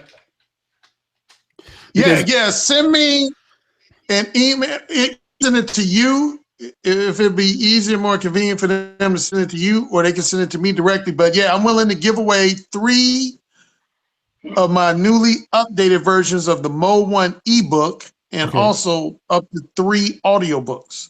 But with the audiobooks, you cannot currently have a audible.com membership. If you already have an audible.com membership, then I can't send you a complimentary book. But if you do not, I can. Okay. So what's the email they should send? Coaching at mode1 MODEONE.net. Coaching at mode1.net. Okay, so let's stop the show real quick, you guys. So free shit. First, how many people were looking for? 3, right? 3 ebooks I'm giving away and 3 audiobooks. Okay. So that's 6 people. All right. So here's what you gotta do. Coaching at mode1.net. Go. You gotta send the email and say, send me some shit, Alan. Hey man, let me give a request to your listeners, because now the positive end, when you do tell people to get my shit, they get my shit. So not only do people get my free giveaways, but I have a lot of people write me telling me they purchased the ebook or the paperback or the audiobook. But the one light criticism I have of some of your followers, man, brothers will write me like 2.5 weeks after the hangout, like, yeah, man, check it out. I'm from B More. I listen to O'Shea. And I just checked out this show y'all did from like 2 weeks ago. And I was wondering, can I get that free ebook? Yeah. I'm like, no, brother, man, that was like 2.5 weeks ago. Yeah, man. Don't do that, because I'm gonna cut your ass out. Don't be playing with Alan Roger Currie. This is right now. Are you getting any emails in right now, Alan, by any chance? Oh, I'm not checking it yet. But yeah, it's funny you asked me that, because a lot of times, as soon as you'll say it, when I do check the email, it'll be just start popping in. Yeah, I'm listening to you right now on O'Shea show, and I want that ebook. Okay, so the first 6 people, man, coaching at mode1.net. All right, so so send it right now. First 6 people will get something for free. We're trying to get back here on the channel. All right, you guys are always helping us out. But listen, one more time, what is it? Coaching at coaching at MODEONE.net. And also in closing, I want to say thank you for inviting me to your Brother Peel panels. Once again, man, I give you nothing but kudos for the wide range of subjects you've covered on this Brother Peel series and on your show, period. And you have definitely left your indelible impression community, man. And I also appreciate you linking me up with brothers like Dynast and some of the other brothers who I wasn't familiar with before, but now I am. And it's always super cool hanging out with you. Okay, somebody said, what's the also thank you, Alan. As you guys know, Alan Roger Currie, you know, he's just been blowing up, man, on YouTube. The Patreon is getting better. You know, his articles are always trending on the Negro Manosphere. So it's because you guys who support this channel, you know, is getting, you know, me more business. It gets Alan Roger Currie more business. So we thank you. I'm sure Alan Roger Currie thanks you from this side. And please check him out, man. Author Alan Roger Currie on YouTube. And you can check him out at the negromanosphere.com. He writes every Monday. He has at least, this is going to be your 30th article that you'll be writing. You have 29 right now. That should be number 30 coming Monday. So really thank you for Alan. My 31st. 31st. Oh, I'm sorry. See, 31st. So I really thank all of you guys for supporting me so we can have somebody like Alan Roger Currie writing for the Negro Manosphere. It's a really important thing. It brought us a lot of credibility. And then also, let's go ahead, Dynast, shout your channel out, man. Let them know what's going on. Yeah, SearchForUhuru on YouTube. That's all one word. I'll put it in the description. SearchForUhuru. Instagram, Snapchat, Twitter, and Facebook as well. And then also check out dynastamir.com. Check out, go to searchforwhuru.com. And then also go to amazon.com and search out, go to amazon.com and search your name, Dynast Amir.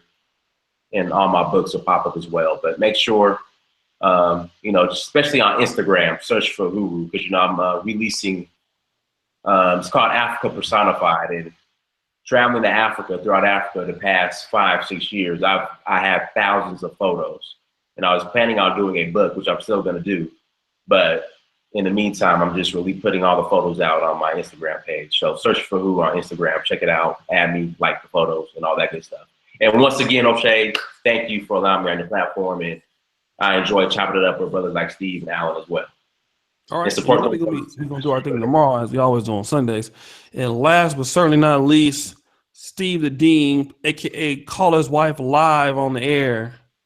Ask her very controversial questions. I didn't know what to ask. I was just trying to show you how great it is to be with him. Anyway, thank you, O'Shea, as well. I really glad that I'm able to even come on here and do this. But also, I want to thank the chat room. But I just want to say to everybody listening, stop, beat O'Shea to the punch and like his stuff. He doesn't have to do this, but he's doing this because he really cares about you guys. And I just want to say to you guys out there, just everyone listening to me, just when you get a chance, just I always tell everybody, think about the graveyard.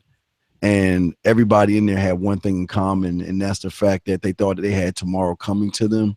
So if y'all do anything, listen to the positive stuff that O'Shea and everybody else in here is trying to teach you, and also realize you don't have tomorrow guaranteed. So live every day you can like it is your last day. But other than that, O'Shea, I just want to say thank you and everybody else on the panel, and as well as everybody in the chat room.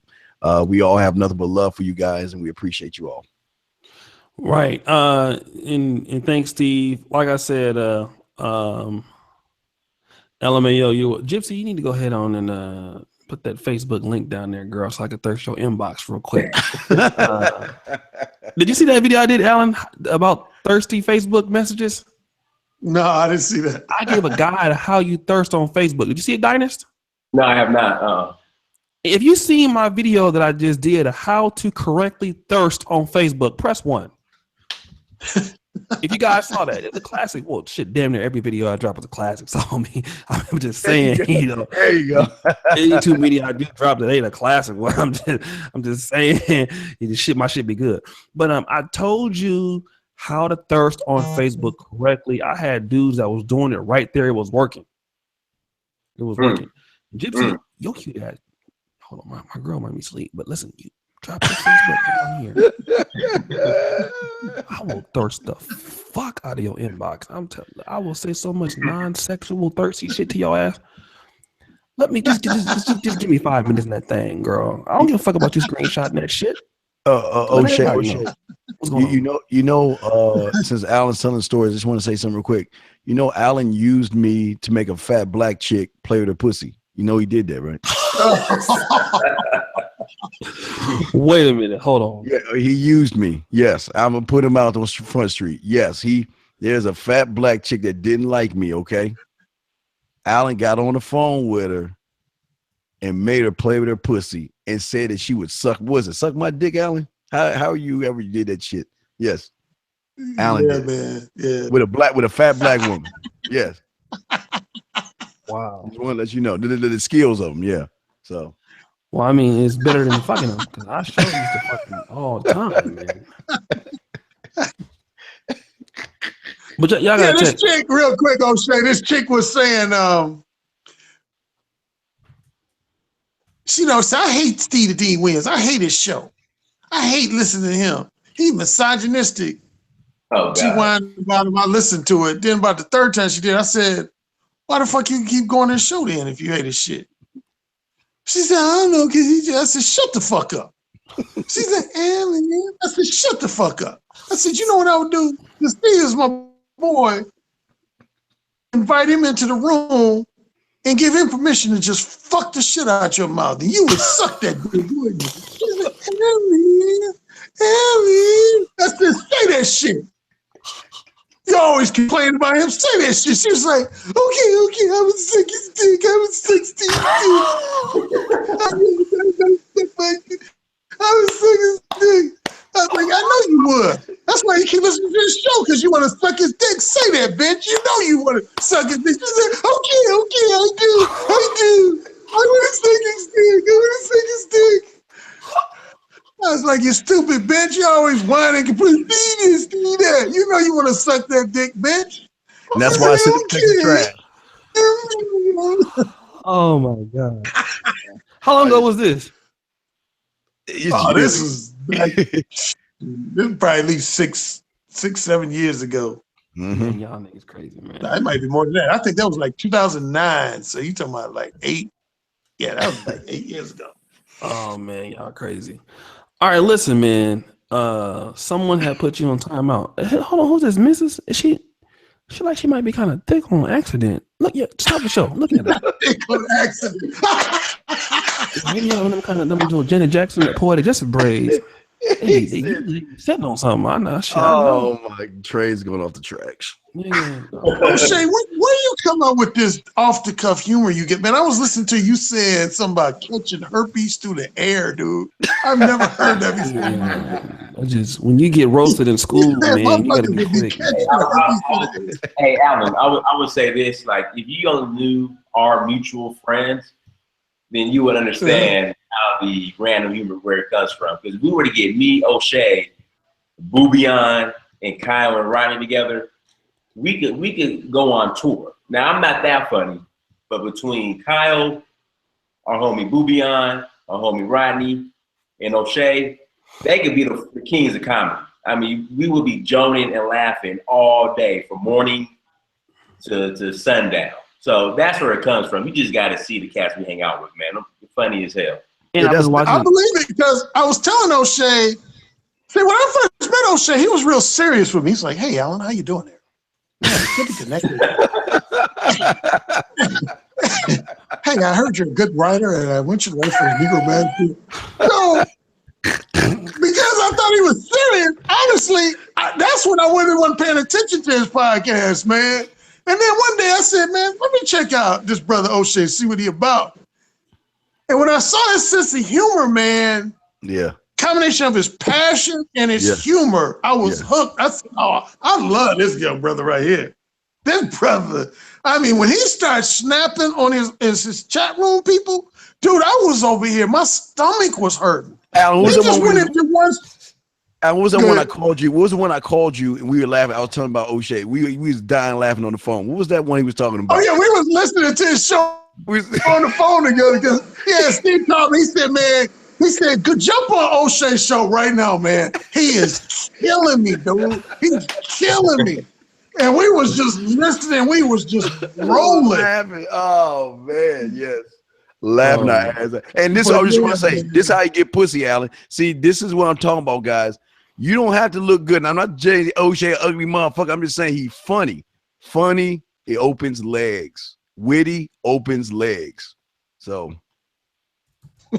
I know your girl might be around, O'Shea, but you ain't fucking. No. She know I ain't shit. Oh, she ain't around? Okay, well, hey, look, I bet you talent, he fucking. He be goofing off and shit. He be getting man. I do my thing. So niggas gotta watch their profile pictures with O'Shea because O'Shea be like, what is that you got on in your picture? Yeah. I'll stop the showing you real quick. Hold on. Who's going in your picture? Oh yeah, reluctant knobby. Yeah, nigga, that's enough. I'm gonna leave him alone, man. But I just wanted to say shout outs to everybody. Somebody says I don't want to. She doesn't approach men. Shit, you ain't gotta. No, if you she's a black chick. Her name is Mrs. It don't matter. She want attention right now. That's why she on right now. She wants some of that dick. She just don't know how to say that shit. You in the right place. Yeah, she in the right place. She in the right place. Get a bigger picture of her. Let me see. See it. See how she look like. She got that, that good Mississippi down home look. She kind of, I would. Yeah, even sober. Mm-hmm. Some Seagram's gin feet, some Seagram's V. Oh, I turn that pussy. But anyway, send me your friend request, baby. I'm just saying. Woo. They go fuck. You gotta take it right in the back of that damn house now. you put it in a booty hole. You slide in the ass for the first time. I'm Baptist. I'm selective Christian. I'm at the right time. At that time when it comes to I'm Baptist at that time. That's what you was talking about on the show when me and Steve was on the phone listening. You mentioned Diamond Sharp's article about 806, and you was like, no. You said I'm a kinky, freaky motherfucker, but no, that's some nasty shit. Y'all nasty. Talking about putting it in the booty and shit. That's just nasty. I can't fuck with that. Yeah, I'm back to do. I don't. No. Don't ask me. No. I'm not even gonna. I'm not even gonna.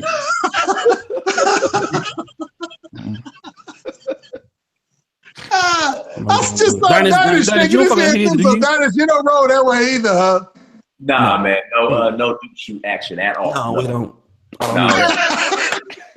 Literally, I don't need that kind of shit in my life. Seriously. Yeah, I don't need that kind of shit in my life. No.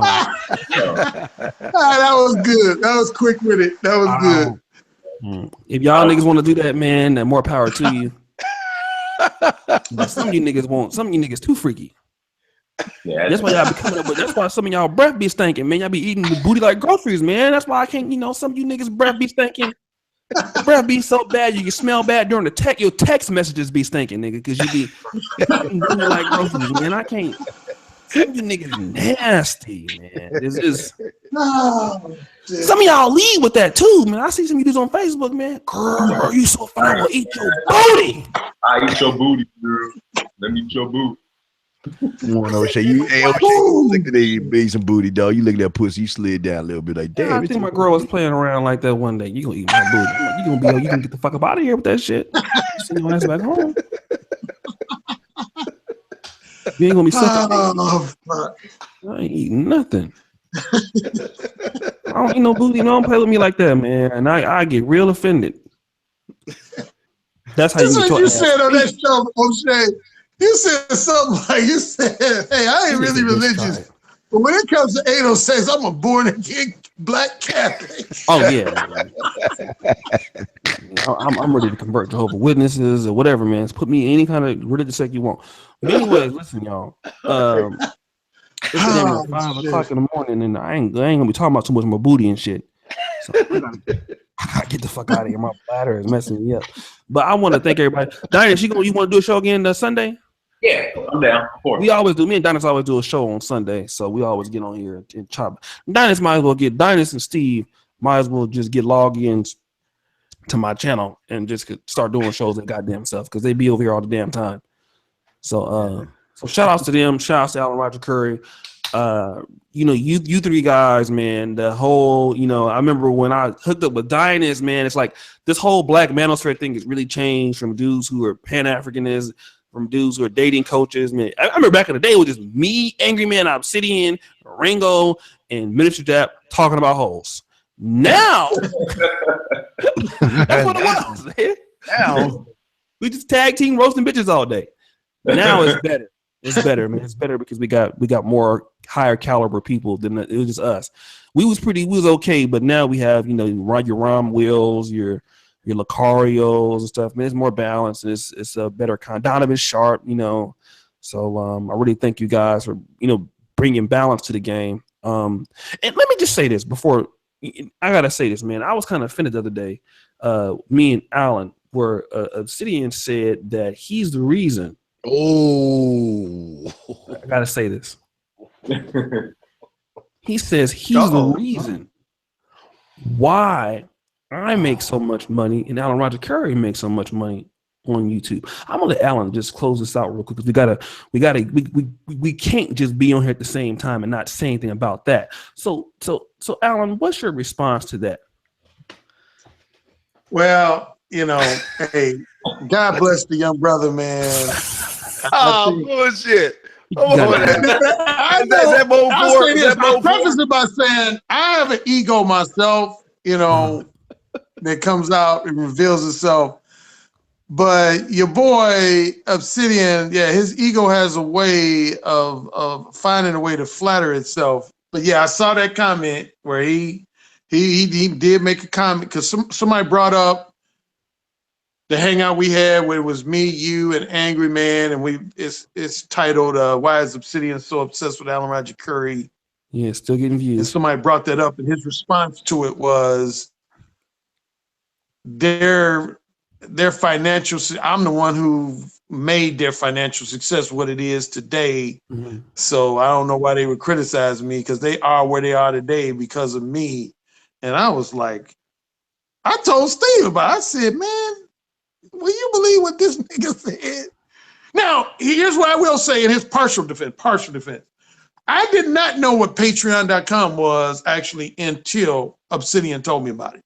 Mm-hmm. So he was the first one to tell me about patreon.com. But for him to suggest that the reason I now have subscribers on there and that they've contributed money, it ain't got shit to do with him. He ain't got nothing to do with the format of my show, the content of my show.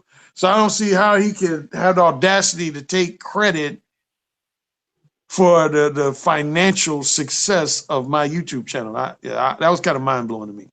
And here's also what I gotta say. Go ahead. But one last guy was gonna be. I knew you were gonna send me something. I kind of counted down. I said 3, 2, 1. I was send me nothing like, this nigga. Did you see? This is what I gotta say. Said, oh shit. In the Christian religion, right? One of the things that you gotta believe about it, but one of the main central things about Christianity is Jesus died for your sins so that you could live. It's one of those big talking points. He got up on the cross and he died for you. I guess that's what Obsidian is. He's Jesus because he died. It suffered so we could make money, because it's crazy, because if he is the reason why we're making money on YouTube, then he wouldn't need to ask for $1,000 behind bills. Or I'm having to say this because if you are the reason why somebody's getting money, if you're not a martyr, which you're not, because you're a hedonist, so you can't be a person that's going to sacrifice yourself outside of others. How the fuck do you find yourself roasting your fans and your Patreon people because they ain't donating no money to you? I mean, it doesn't make any sense for a person to say, I like Jay-Z, like Dame Dash said, I made Jay-Z. What did Jay-Z said? Make another one. That's what kills me, because I don't see Alan Roger Currie saying, you know what? You Mo One supporters, you don't support. I need 300 people on Mo One Patreon right now. If you don't, I'm done. I'm gone. It depends on you. You don't hear me ever come on my shit and say, if you don't donate to the Negro Manosphere, I'm done. If you don't super chat me any money, I'm done. But at the same time, you're going to say, I'm the reason why those guys are making money. Do you know that before March, I don't know about you, Alan, dude, there were months I had made $10,000 in a month on YouTube without touching it, without getting one super chat donation. I made more money actually before that. I just had to address that since we both on the line. There ain't no Alan Roger Currie was a name. He wrote for the Examiner. He did all of that shit. Ain't nobody made no fucking Alan Roger Currie, nigga. Alan Roger Currie made his goddamn self. And you damn sure ain't made me. Or made me no goddamn, you ain't put no goddamn videos up, nigga. You don't roast your fans like I do, shit. You ain't put it no goddamn, I'm telling all you niggas, ain't none of you motherfuckers can say you the reason why I'm successful. No, I'm the reason why I did this shit. I put in the fucking work. And so did Alan Roger Currie. That's always like a nigga trying to take credit for some shit they ain't did. I just had to sound off on that. So go ahead. You know what the characteristics you and Steve got in common? What? If somebody say don't go there, y'all motherfuckers gonna go there. I'm going there. I'm gonna be on his ass. I ain't mad at you though. But We were going to end this show controversy free, but you had to throw that in there. But anyway, now that you did, I can't disagree with anything you said. Yeah, it was really an outrageous comment for him to even remotely suggest that he's responsible for. I mean, like you said, and I even think when me and Steve talked about it, he presented the same argument. I would be embarrassed to say I made somebody and then 2 seconds later turn around and beg people for money. That don't even, how do you reconcile that? Right. Yeah, I made Sam Walton. The reason why Walmart is successful is because of Sam Martin. Yeah, could y'all loan me $5, please? You can give me $10. Nigga, can I tell you, take your ass serious, dude? If I was you, man, I know you listen to this, dude. I would take out. This is what I would do for you, I'm gonna tell you, because you have been instrumental in certain aspects and stuff. But this is what I want you to do. Go buy. Number one, go to the store. That's the number one thing I want you to do. Take some of that Patreon money that people are begging that they're giving you. Go to the store, buy you a loaf of wheat bread. Don't get white, get wheat. Oh, Jesus. Then what I want you to do is go in the bathroom and beat the shit out of yourself with that wheat bread. Beat your motherfucking ass. I mean, don't hit yourself hard. Don't hit yourself. Beat the shit out yourself. And when you hit yourself and beat your ass and see all them damn wheat crumbs on the floor looking like a goddamn asshole, and you wonder why the hell is all this wheat bread in here busted up like that?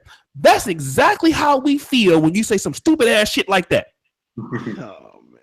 Just fuck yourself up, man. Just keep doing it. Beat your ass with some wheat bread every day. Don't nigga just forward. Do a revival. Do a 7-day one of those.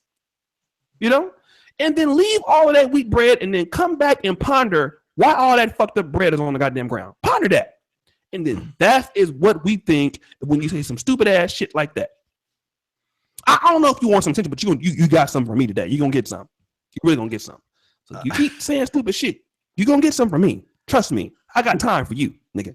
But 2 days. So, two days though. I got 2 more days. 2 more days. Oh yeah. Yeah, you gonna get time. I got time today, nigga. I got time. When you say stupid ass shit like that, I got time today.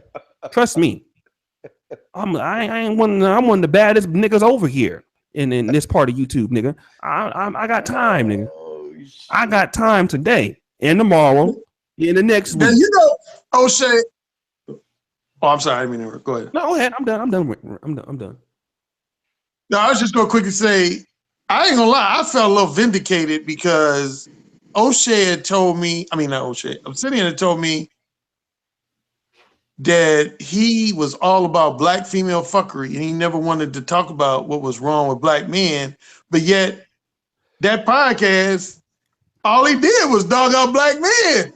And I was like, is this Obsidian dogging out black men? The man who said he never will dog out black men? But shit, when it came to them dollars, he was like, y'all motherfuckers ain't supporting me. Y'all need 300 Patreon, because O'Shea just started his Patreon like 6 weeks ago, and he already got over 250 pages. And I'm still struggling to get 100. And y'all motherfuckers ain't shit. Y'all black men ain't shit, you motherfuckers. Yeah, this is a black female fuckery show, but y'all some sorry ass black men motherfuckers ain't giving me no money because I got a $1,000 bill that needs to be paid, and y'all some motherfuckers for not supporting my ass. And $100 of that is a past due bill. What dumb nigga would get a blog? You're the one that want to be able to criticize black bitches for their fuckery. And you got $100 past due bill. And what's so bad about it? He roasted Feminista Jones 2-3 days ago for not having $250. Well, nigga, I'd rather have a bill for $250 and then roast her, but you need $1,000. How much is legal counseling? How much is that? Because he was talking about he had legal counseling. He ain't got no lawyer. Nigga ain't got no motherfucker. No, actually, you can get a prepaid legal for like $20 a month. In a bucket of chicken. I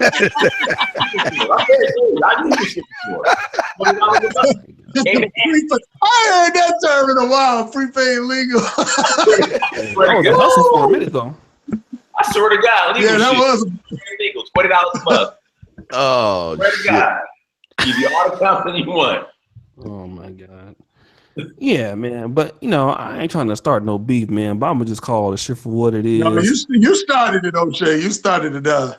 I mean, well, you Things know, were quiet on the waterfront, and then O'Shea said, "No, I'm going." yeah, you know, when you put it out there, like you said, he's nigga, you gonna say that you the reason why I'm making some money. In fact, I make less money now than I did before. I actually have to do more work now to pay people and you know shit. But no, I will say, man, I did not appreciate that bullshit, brother. God bless you. I mean, you know, I hope you get that. Well, how much money do you need?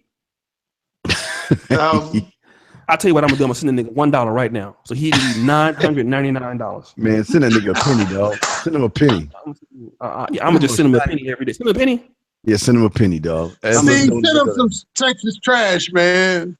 Lift his spirits. Send him some Texas trash. I'm gonna send him a T-shirt of some man maxi pads. My man maxi pads. I'll send that shit.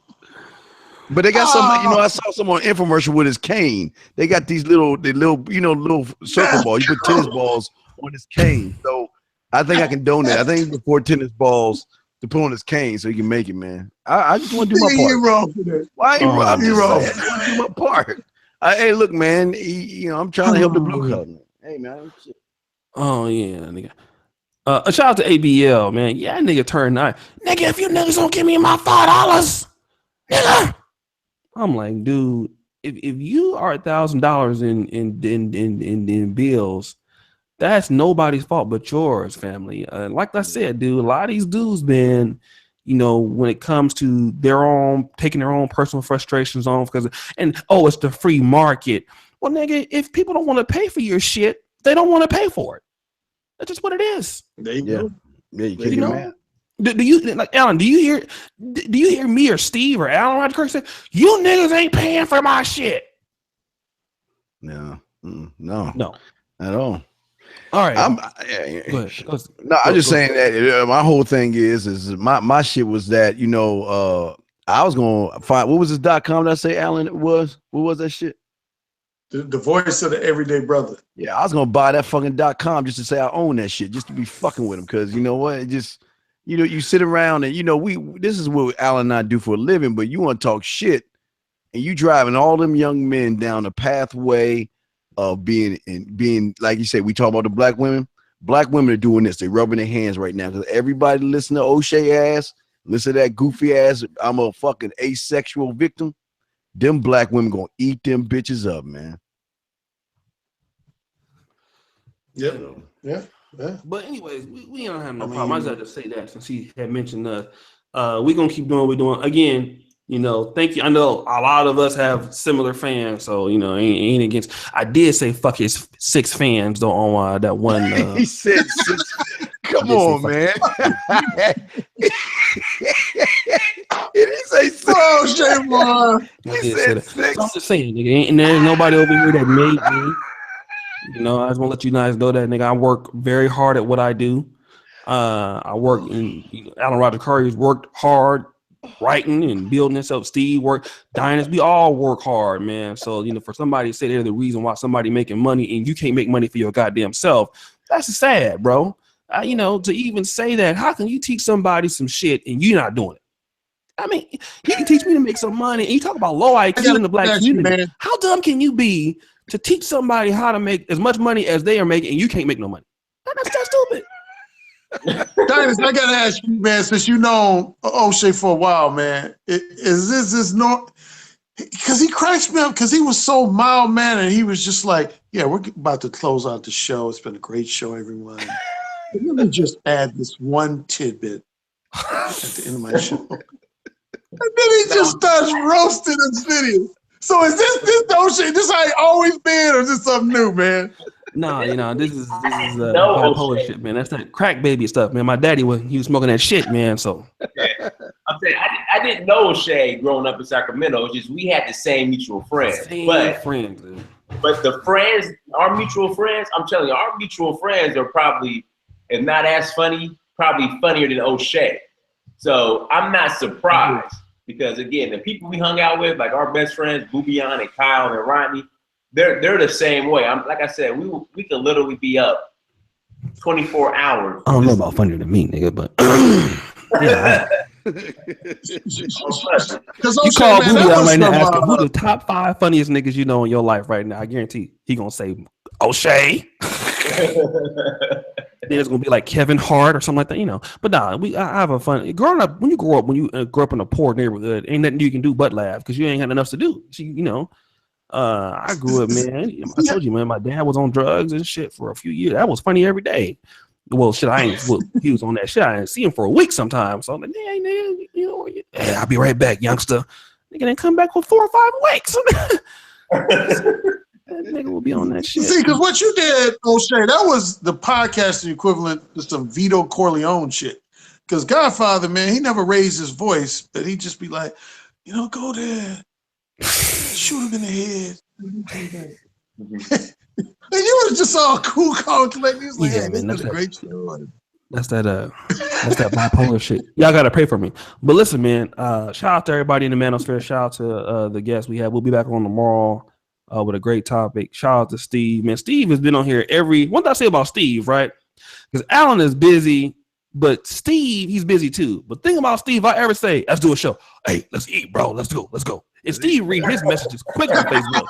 Yeah, I'm business. Dude, you can send Steve a dot. Scene. I got 3 computers right here. I got my shit rolling, so dog. Steve's always ready to do a show. Hey, Man. I won't be on tomorrow though. My wife and I going to a wedding tomorrow, so I won't be on tomorrow. See, if I get invited. Hey, wait. If I get invited, I never try to. Hey, if I get invited, that's what I'm saying. Oh, you always get invited. So this is our 4th one.